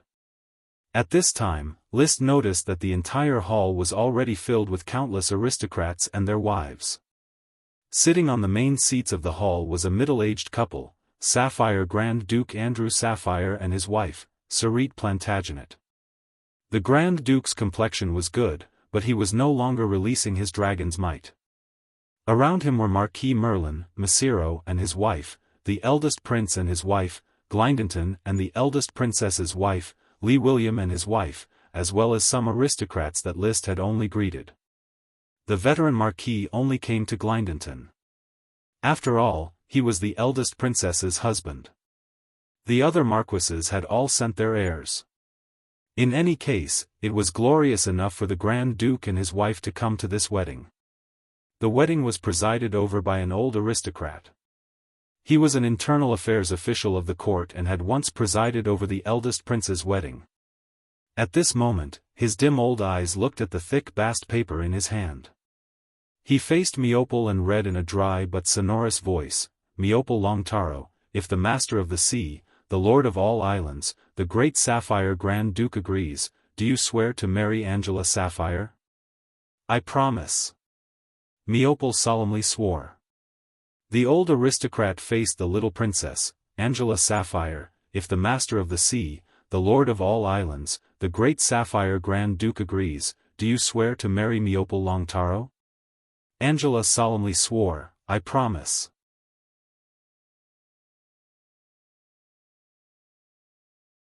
Chapter 433. During the wedding, Meopal took off the sapphire ring he wore on the middle finger of his left hand, lifted Angela's right hand, and carefully put it on the ring finger of her right hand. He then said, "Friend, with this ring, you will understand that I belong to you, my eternal love." Angela similarly took off the sapphire ring on the middle finger of her right hand and put it on the ring finger of Meopal's left hand. She then said the same line, "Friend, with this ring, you will understand that I belong to you, my eternal love." The feudal lord witnessed the exchange of rings. The wedding was thus completed. Legally speaking, Meopal Longtaro and Angela Sapphire had become a legal husband and wife, protected by the kingdom's laws. Immediately, the bride and groom were sent to change clothes.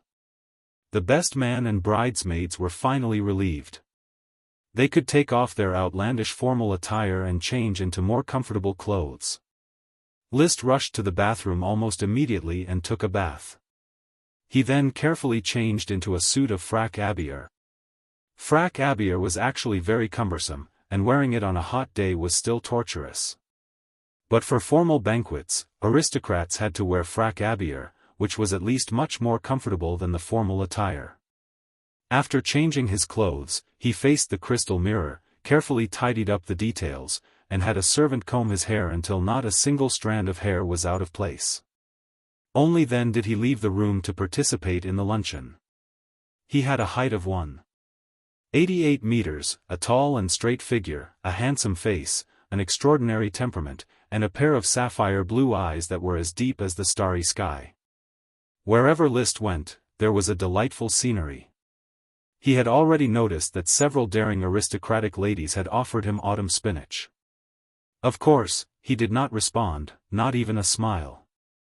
There was already a bridesmaid eyeing him covetously, and he did not want to provoke any more trouble. Indulgence would not bring him too much happiness. The banquet did not use a fixed dining format, nor did it have such a large space. Instead, it used a buffet format. Only Grand Dukes, Marquises, Counts, and greater aristocrats were qualified to sit in the dining hall on the second floor of the castle and enjoy an undisturbed lunch. Other lesser aristocrats or aristocratic heirs were shuttling back and forth around the buffet on the first floor of the hall and the garden. Liszt, who was already hungry, naturally did not stand on ceremony. He picked up his plate and casually picked out the food. Since most of the food in this world was not to his liking, he usually only chose nutritious food when attending banquets. Cultivating qi required a lot of nutrients. He picked a few pieces of World of Warcraft meat and placed them on his plate. A servant carrying a glass of wine walked over with a smile, asking Liszt if he wanted a glass of wine. However, Liszt just shook his head. He would never miss an opportunity to avoid drinking. "Hi." A woman greeted him from behind. Liszt sighed in his heart. Sure enough, being handsome was troublesome. There would always be moths flying at him. He turned and saw a woman of about 30 years of age, holding a glass of golden champagne. He had a dignified bearing and a noble temperament, but there was an unconcealable flirtatiousness in his eyes. "You are Liszt, right? The cousin of the bridegroom. I saw you when you were the best man. You were very cute." The woman said in a mature tone, "My name is Martha Yianpeng. My husband was the Count of Cape Island before he died." "Hello, Lady Martha. I heard from a few bridesmaids that you played a very moving piano piece, accompanying you at Matsutake Castle. You don't know, but I am very obsessed with the piano, so I couldn't help but take the liberty to get to know you. I can't miss a talented aristocratic pianist like you." Liszt replied, "I only play the piano as a hobby. But your talent is outstanding, as dazzling as your temperament. When I walked into the long corridor of the buffet, I saw and recognized you at first sight. There must be a problem with such compliments." Although Liszt liked to hear others praise him, he did not let down his guard. "I am just one of many young aristocrats. But you are the most special one, for me." Martha said casually, "My husband left me only with my 3-year-old son. I live alone in Daisy Castle, and the piano is like a spiritual companion to me. I wonder if I can invite you to be my private piano teacher, just for a while. I'm afraid I don't have time. There is an elf in my castle. It is as obsessed with the piano as I am. Maybe you should come to the castle and take it away, so that it can hear your beautiful piano sound every day." Liszt quickly understood the subtext of this sentence. Lady Martha wanted to use an elf to keep him for a while. If it was any young viscount, he would not be able to resist this temptation. Liszt was also excited. Even with the help of the smoke mission, he still only had 2 elves, and each elf was a treasure that could be passed down. He just needed to be kept for a while, and he didn't need to pay too much in exchange for an elf. Such a reward was almost irresistible. He looked at Martha Yipping seriously. She was about 30 years old, not too old. Although her makeup was a bit thick, she had a good foundation. She was at least 7 out of 10. Her husband passed away, leaving only her 3-year-old son. The castle belonged to her alone, without the constraints of family members. This was simply the ideal lover standard for most of the fallen aristocrats. He could rely on Lady Martha's financial and material resources to help him obtain the aristocratic foundation and return to the daily life of the upper class. However, Liszt still refused. "I'm sorry, Lady Martha, I don't have time to teach piano." Lady Martha was not annoyed. She just smiled and left a sentence, "The door of my castle is always open to you. As long as you are willing to be my private piano teacher, you can write to Daisy Castle at any time. I will personally welcome you and let you experience the wonderful life in Daisy Castle." After that, she twisted her buttocks and turned away without hesitation. Looking at Lady Martha's back, Liszt inexplicably felt a kind of vanity rise in him. Piano and beauty, I can rely on my face and talent to live a luxurious life in the upper class. But I chose to stay in a remote, barren territory and farm day after day. He constantly worked hard and relied on the help of the smoke mission to cultivate the elf Ella. But as long as he played with a lady for a few months, he could easily get a elf. Thinking of this, he suddenly regretted it. I should have agreed. Before he could catch up and conclude the deal, there was a burst of cheers at the luncheon buffet. It turned out to be Meopel and Angela, who had changed into formal attire and came to attend the luncheon. The two held hands, each holding a glass of red wine, and accepted the blessings and toasts of the crowd. Liszt remembered that he also needed to toast the newlyweds, so he picked up a glass of red wine from the servant's tray and joined the blessings. "Cousin, Her Highness the Princess."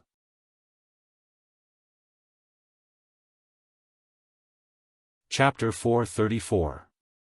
H A O N F Z 5J C S /YJR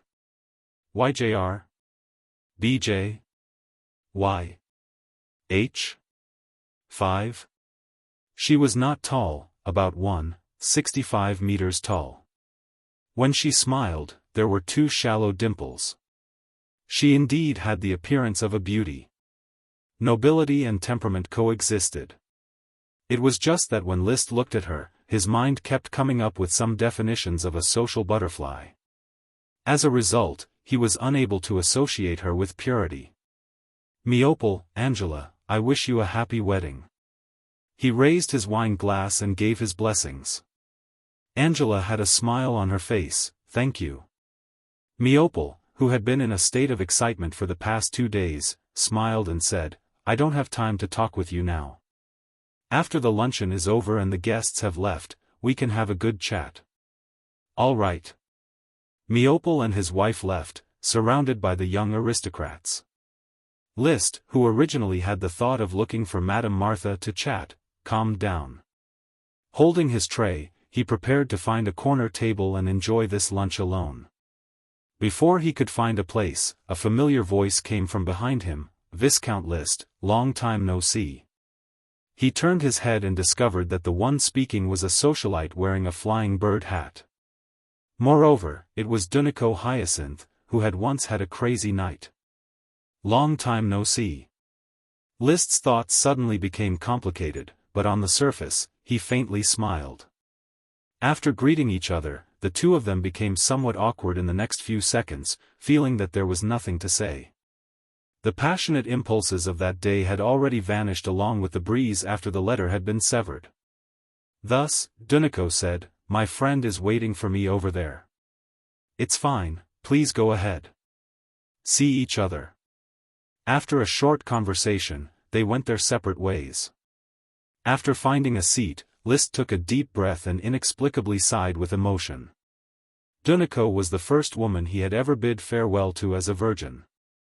Although it was only a night of unrestrained passion, with no feelings to speak of, there were always some different thoughts that were deeply engraved in his mind. However, the past was the past. When they met again, it was inevitable that they would fall into the awkwardness of having nothing to talk about. "I probably can't learn the unrestrained indulgence of the aristocrats here." He ate the World of Warcraft meat, but his heart was incompatible with the banquet. For most of the aristocrats, attending a wedding was more like socializing. And he really just came to attend a wedding. He looked around. The aristocrats were gathered in twos and threes, chatting and chatting. They were so busy that they didn't even have time to eat barbecue. He also saw his brother, Levis, holding a glass of wine and laughing like the others. As List, his sister, Ulvera. Ulver. Ulver. Ulver. Ulver. L. Ulver. Ulver. Hi. La Ulver. Joe. Joe. Joe. Everyone, Joe. Joe. Jot. Joss. Joss.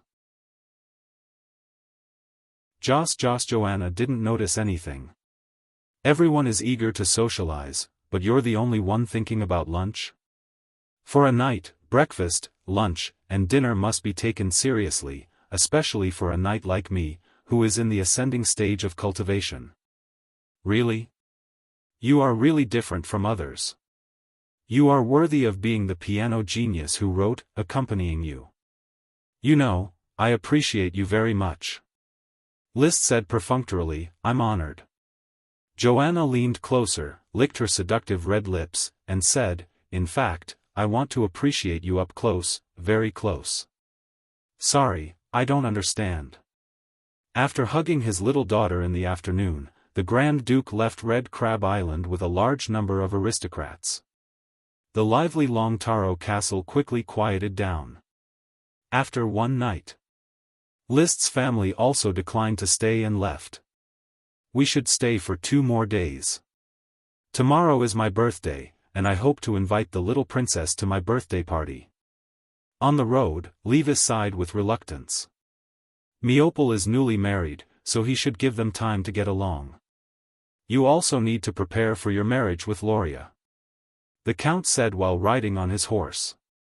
List also rode the chocobo Loki, unhurriedly following the procession. Aristocrats should travel by carriage, but everyone liked to ride and rely on the galloping wind to cool off the heat. Therefore, only Madame Marie, Ulvera, and Lytton were sitting in the carriage. Not long after, the Count suddenly looked at List. "List, why aren't you talking?" "What?" The absent-minded List recovered. "I was just thinking about something." "Father, brother, what were you talking about?" "We were talking about your piano. At the dinner party, you played, accompanying you. Even the little princess was full of praise for it. Her girlfriend's eyes were spewing fire, as if they wanted to eat you. But what I find even more strange is that you did not accept Joanna's provocation. She is very beautiful." Levis looked at List with eyes full of concern and concern for the mentally retarded. "I have already said that now is a period of rising cultivation. I have to devote all my energy to cultivating chi. Moreover, I have a hunch that I will advance to the Sky Knight realm one step ahead of you. How long have you been taking medicine for? You want to surpass me? I have already figured out the most suitable way to take medicine. Moreover, I have my own set of experiences in cultivation, and my physical talent is gradually emerging. Brother, if you continue to indulge in worldly pleasures, you are doomed to not catch up with my footsteps."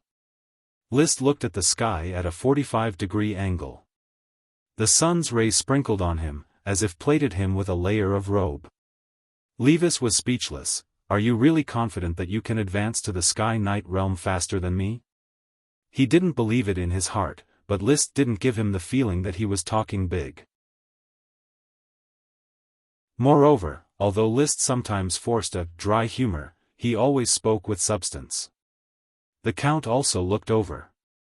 Liszt didn't lower his head.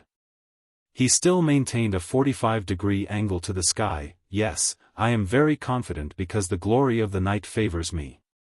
I am the son of glory. His confidence was not blind. However, in the eyes of Levis, this was a performance of arrogance. Do you have some misunderstandings about the Sky Knight? Maybe Father will tell you the gap between the Earth Knight and the Sky Knight. The Count said, Levis, I believe Liszt is very clear about the gap between the Earth Knight and the Sky Knight. As for which of you can become a Sky Knight one step earlier, I can't make a judgment. But your attitude towards cultivation is obviously not as devoted as Liszt's. Excessive indulgence does hurt the foundation of the Knight. Levis smiled. I am not excessive indulgence, seeing such a scene. Liszt couldn't help but reveal a smile. Calling himself the Son of Glory just now was not in line with his usual low-key style of doing things, but he said it with a purpose. He was paving the way for his future promotion. Becoming a Sky Knight before the age of 20 would absolutely shock the world. If he didn't pave the way now, it would be troublesome to explain in the future. Therefore, it was easier to be accepted by others by properly showing his talent and showing the attitude of being favored by the glory of the Knight. At least for now, the Count already believed that his second son had the talent to become a Sky Knight.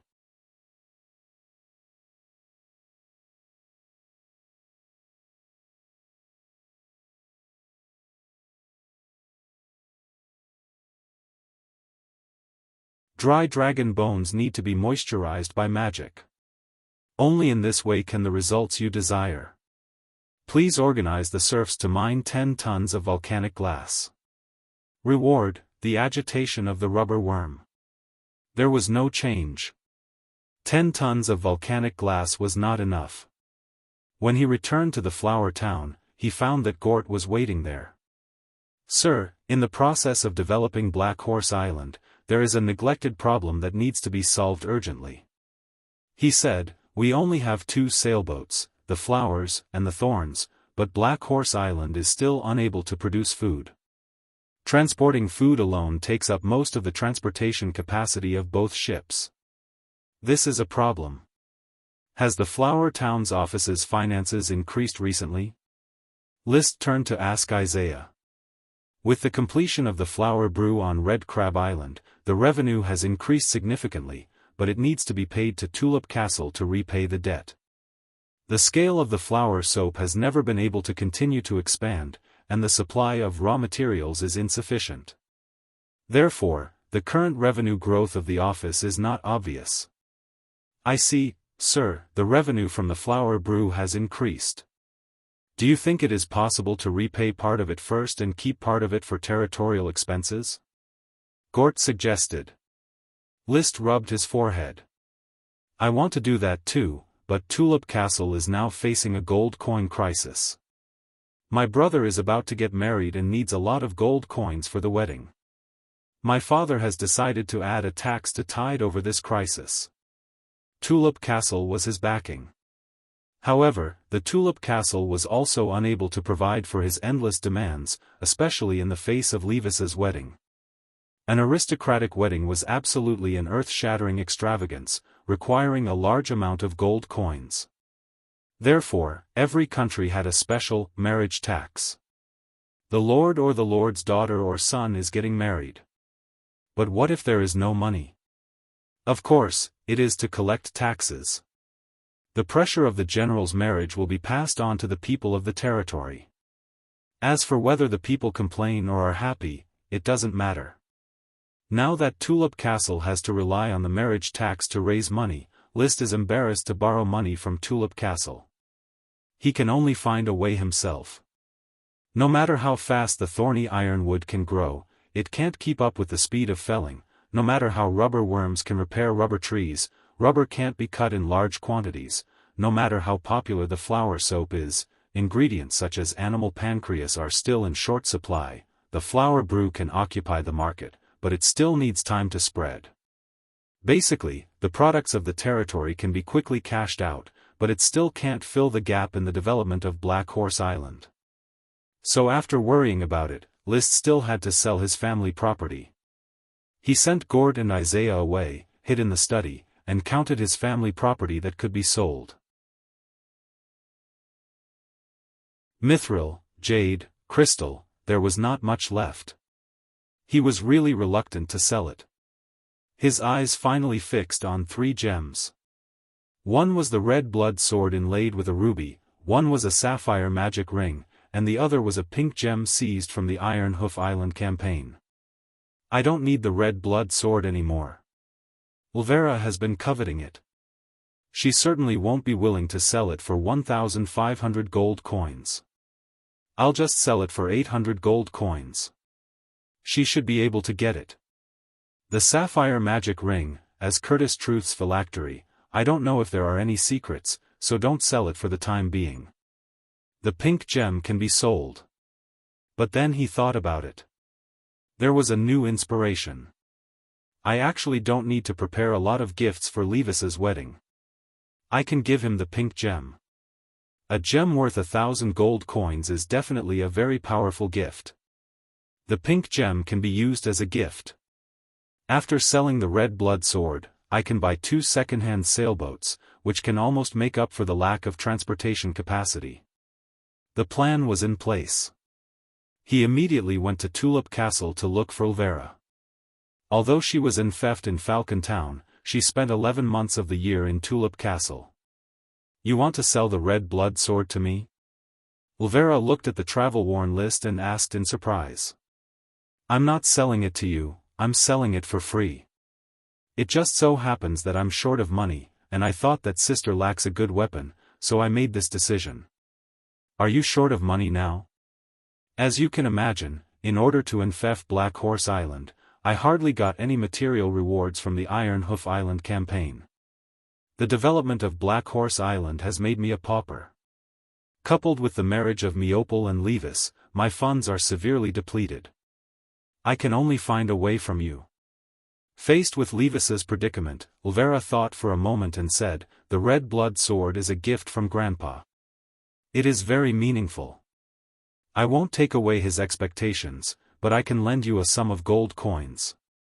If he could borrow money, Liszt certainly didn't want to sell the red blood sword. It was a very good backup weapon.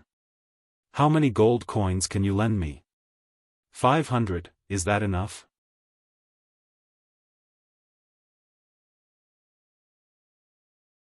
Chapter 436. F. J. Y. O. B. B. X number 9. E. N 9. 0. F. 2. K. 0 nug \. Are you raising a golden dragon for me? Ulvera rolled her eyes and complained, relying on the tulip sprite, 12 sprite worms, and the wealth I accumulated since childhood, I only have 1,000 gold coins. At most, I can lend you 800 gold coins. My Falcon Town hasn't given birth to a sprite worm for a year. Compared to the flourishing flower town, Falcon Town, which was supposed to be a wealthy town, didn't show much improvement under her governance. It was because of the tulip sprite that she quickly planted more than 800 mu of black tulip in Falcon Town. She had just reached a certain scale and hadn't reaped much benefits.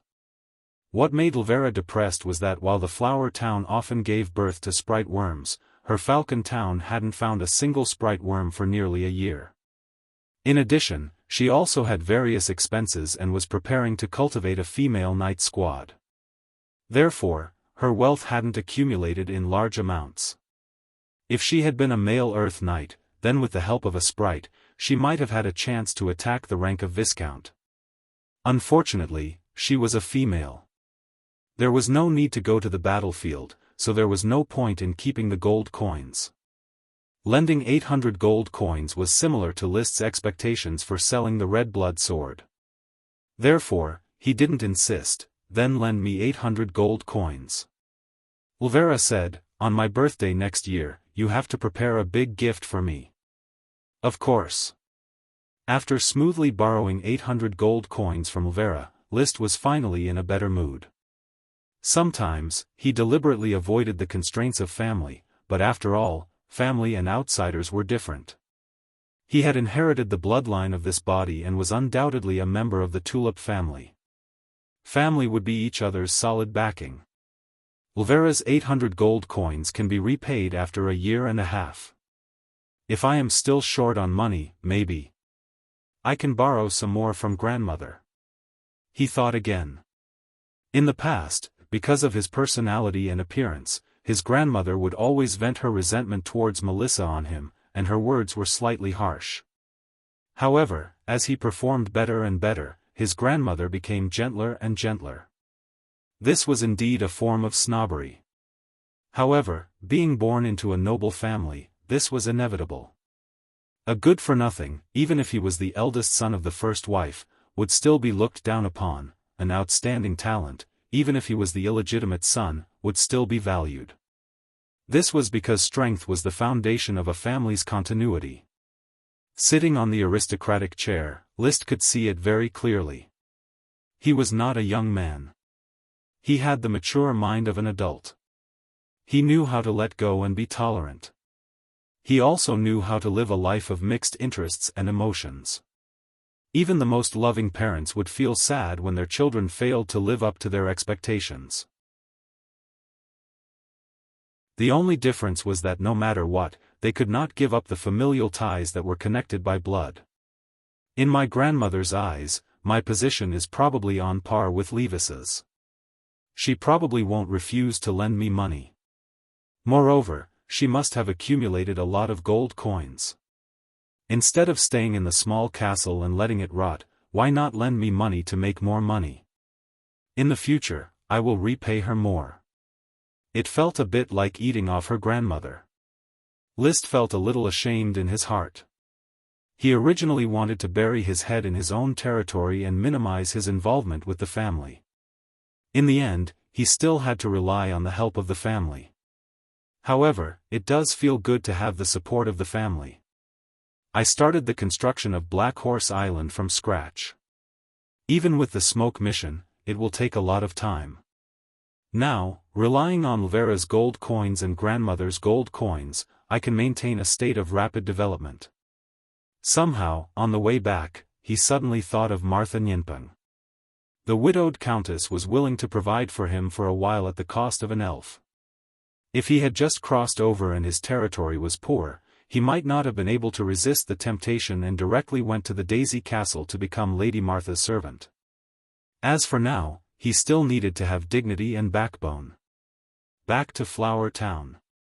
Consultant Gort, I'll leave the matter of buying a ship to you. 800 gold coins. Be sure to choose the best old sailboat. Well, choose both cargo ships. He handed the borrowed gold coins to Gort. He paid attention to efficiency. Since there was a shortage of ships, he would buy one immediately without hesitation. Such a style was certainly not refined enough. Without those lords who were good at planning and management, it was more in line with maximizing benefits to split a penny into two. But simple and crude saved more brain and energy, and he didn't have time to work on it. Practicing qi and enjoying life were what he should do on a daily basis. Over the next few days, his life gradually calmed down. Just outside the schedule, he increased the training of the 8 little ones. This year's development order, the 8 little ones and Dosen would be his powerful assistants in plundering resources. Storm, Rock Thorn. Pucci. Storm opened his mouth to release magic, and a rock thorn pierced the ground not far away. The 8 little ones were still puppies, but they ate well, drank well, developed quickly, and their magic reserves were already very considerable. With Dosen as their commander, their discipline and obedience had also been greatly improved. The Blizzard Beast squad was impressively formed, just waiting to be tested on the battlefield. In addition to training the dogs, List still persisted in taking potions, practicing qi, and honing his archery skills. Triple arrow was already at his fingertips, and multiple arrow was in the process of being proficient. Charge! The roar of Defense Officer Ram Winebarrel floated in the night square. Now he was mainly responsible for the night training courses for minor children. Most of these hundreds of children would eventually continue to be serfs, but there would definitely be dozens of children who would seize the opportunity to become List's retainer knight. Among them, the talented ones could even become an Earth Knight and get the opportunity to go to the battlefield to make contributions. However, List's eyes were more focused on another open space in the night square, where a newly recruited Earth Knight was training Maggie and Emily. Maggie's talent was average, and at most, she would stop at an Earth Knight. However, Emily's talent was very strong, and the qi in her body was already very abundant. List had no doubt that she would become an Earth Knight within half a year. This talent, I am jealous. The predecessor was a good-for-nothing. He had so many resources accumulated by his family, but he did not become an Earth Knight before he reached adulthood. Emily has only been training for half a year, and there are already signs of a breakthrough. The future of my female knight is limitless. Thinking of this, he couldn't help but order his valet, Thomas, remember to tell Mr. Carter and Mrs. Morrison to send Emily a piece of World of Warcraft meat and a glass of high-quality milk every day. High-quality milk was dragon milk, which was very abundant, and List could not drink it all by himself. Yes, master. With World of Warcraft meat and dragon milk to improve nutrition, Emily's training resources were definitely not worse than the average noble child. List watched as she meticulously completed all kinds of movements. Her little face was red from the sun, and sweat continuously flowed down her cheeks, but she did not complain about being tired, nor did she slack off. He couldn't help but fantasize, when Emily grows up, she might be able to replace the old Marcus and become my chief knight, charging and breaking through enemy lines for me.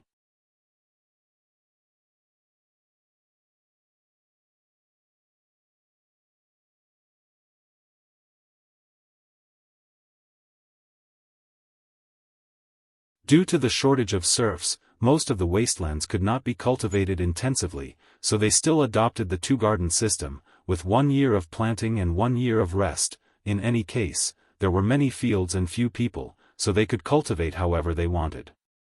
After developing, he would gradually guide the serfs on how to farm intensively. Scientific farming was carried out in cooperation with sprite worms. As for the farmland reclaimed on Black Horse Island, it is enough to grow some beans without losing money.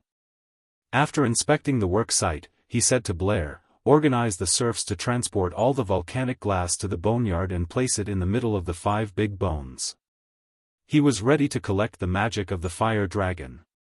It was a huge project, and only he himself could do it. He was going to hide in Black Horse Island, do the work carefully, and live a few days of hardship to save money for the castle in Flower Town. Piercing the volcanic glass, releasing the fire dragon magic, which was quickly absorbed by the 5 fire dragon bones. All he needed to do was to repeat this set of movements. But he soon discovered that the magic power of a single piece of volcanic glass could not form a magic dragon. This meant that it could not burn people and would be absorbed by the fire dragon bones before the magic gathered. I can let Marcus and the others work together and arrange 2 or 3 knight around each fire dragon bone to repeat my work. With this in mind, he could not help but immediately organize the knight to come to work. A trainee knight could do the work. He walked with his hands behind his back in the boneyard, casting his magic eyes and watching the fiery red magic constantly converging on the fire dragon bones, lighting up the vein-like veins, and then calming down. Until August 25th. Finally, the smoke mission changed. Mission completed. Reward, the agitation of the rubber worm. 10 tons of volcanic glass was not difficult to mine, and half a month was enough. The reward for the smoke mission was quickly issued. But when List took out the rubber worm triplets that he carried with him, the 3 little guys didn't seem to react. He stared for a while. still no movement. This made him a little embarrassed. You guys are getting agitated. The rubber worm heard the call in List's heart and moved, but it was still far from agitation. He could only put down the triplets and pay attention to the new smoke mission. Mission: 10 tons of volcanic glass has been mined, and the magic of the fire dragon has surfaced. This is the source of urgent need for the dry dragon bones. Please inject all magic into the fire dragon bones to nourish the revived fire dragon bones. Reward: conches that produce pink pearls. Conches that produce pink pearls? Conches can also produce pearls? List was surprised. He only knew that shells could produce pearls. Whether it was a pearl oyster or a giant clam, they were all a kind of shell. But conches seem to be a kind of shell. It seems that this is the case, otherwise how could they produce pearls? He put down his doubts and thought about the conch. Conches were often picked up on the beach of Flower Town. The serfs of the oyster settlement also presented a few very beautiful conch shells to the castle as decorations. So, did the conch that can produce pink pearls appear on the beach of Flower Town or on the beach of Black Horse Island?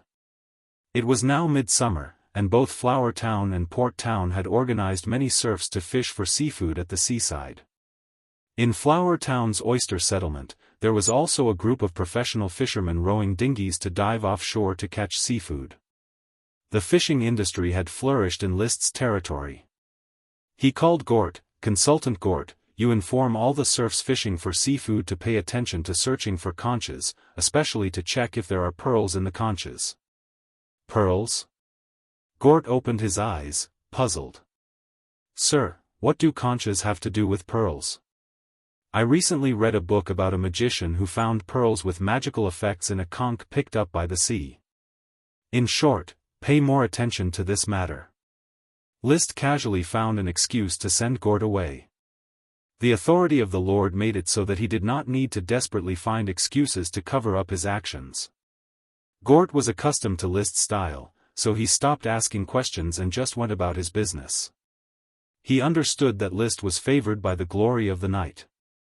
If conches have pearls, then conches have a high probability of having pearls. For the next 2 days, List remained on Black Horse Island, supervising the release of the fire dragon magic through volcanic glass. When all 10 tons of volcanic glass were released, he ordered the remaining volcanic glass to be stored and no longer released fire dragon magic. These fire dragon magic were treasures. There was no need to be extravagant and wasteful. At this time, the smoke mission was called.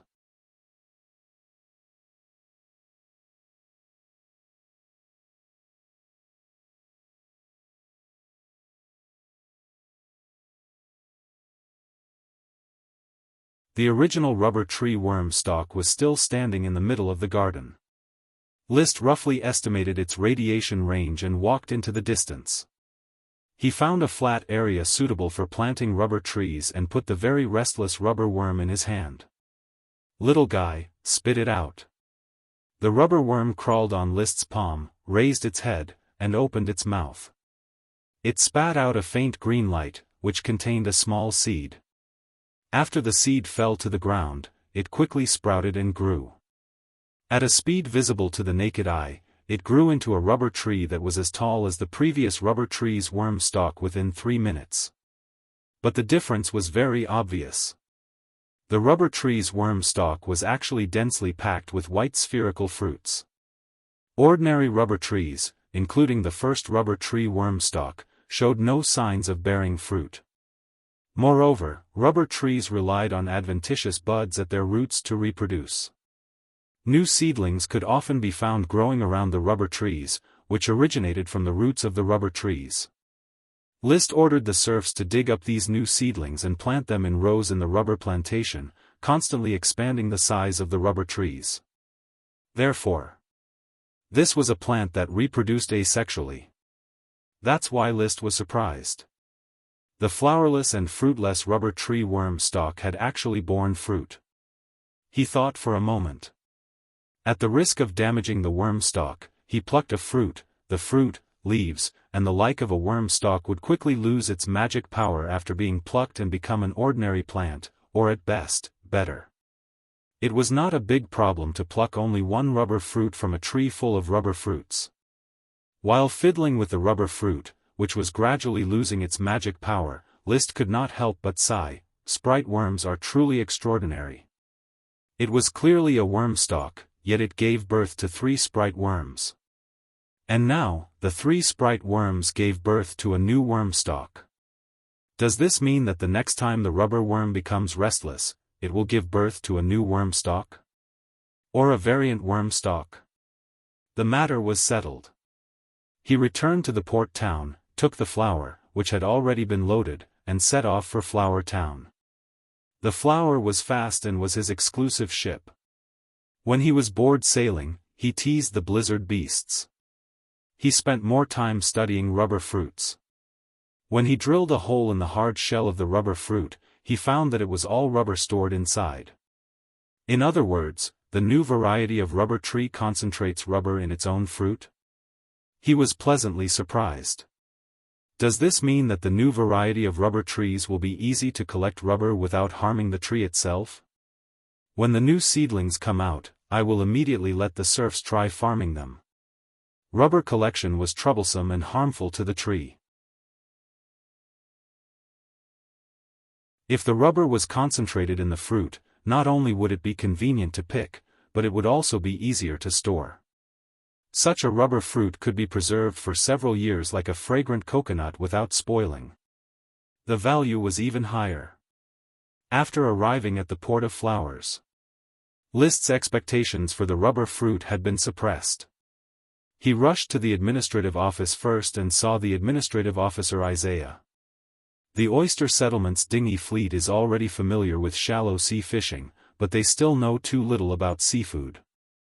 Isaiah, immediately give the oyster settlement's dinghy fleet an order to search for all kinds of creatures from the bottom of the sea. Sir, what do you mean? We need to develop new seafood to reoccupy the Coral Islands market. We can't just rely on oysters and oil consumption. I need to restore the seafood market that is more popular than last year. Yes, sir. I will immediately give the oyster settlement an order to salvage all the creatures that can be salvaged. In addition, send someone to Coral City to buy a batch of boat nets and fine nets. There should be schools of fish in the sea near Flower Town. You can try to catch them. At present, the seafood fished in Flower Town consisted of some shellfish, mollusks, and shrimp and crabs. There were very few fishes. However, the sea was definitely filled with all kinds of fishes. Liszt would not let go of such a resource. If everything went smoothly with this year's development order, he would definitely bring back tens of thousands of serfs. As such, there would definitely not be enough food. He could only use fish mixed with grains to fill the serfs' stomachs. I see. Isaiah replied, and then added, Sir, there is a new discovery in the cornfield that you had me pay attention to. Oh, what discovery? A newly discovered piece of mutated corngrass with fat stems and leaves and equally fat ears can be directly pinched to produce thick oil. It tastes very fragrant, very much like the butter we eat. Liszt raised his eyebrows again. Without a doubt, you're tuning in to the Xiaofan's Wuxia Tales YouTube channel. Don't forget to subscribe and join us on this journey to catch the most captivating stories.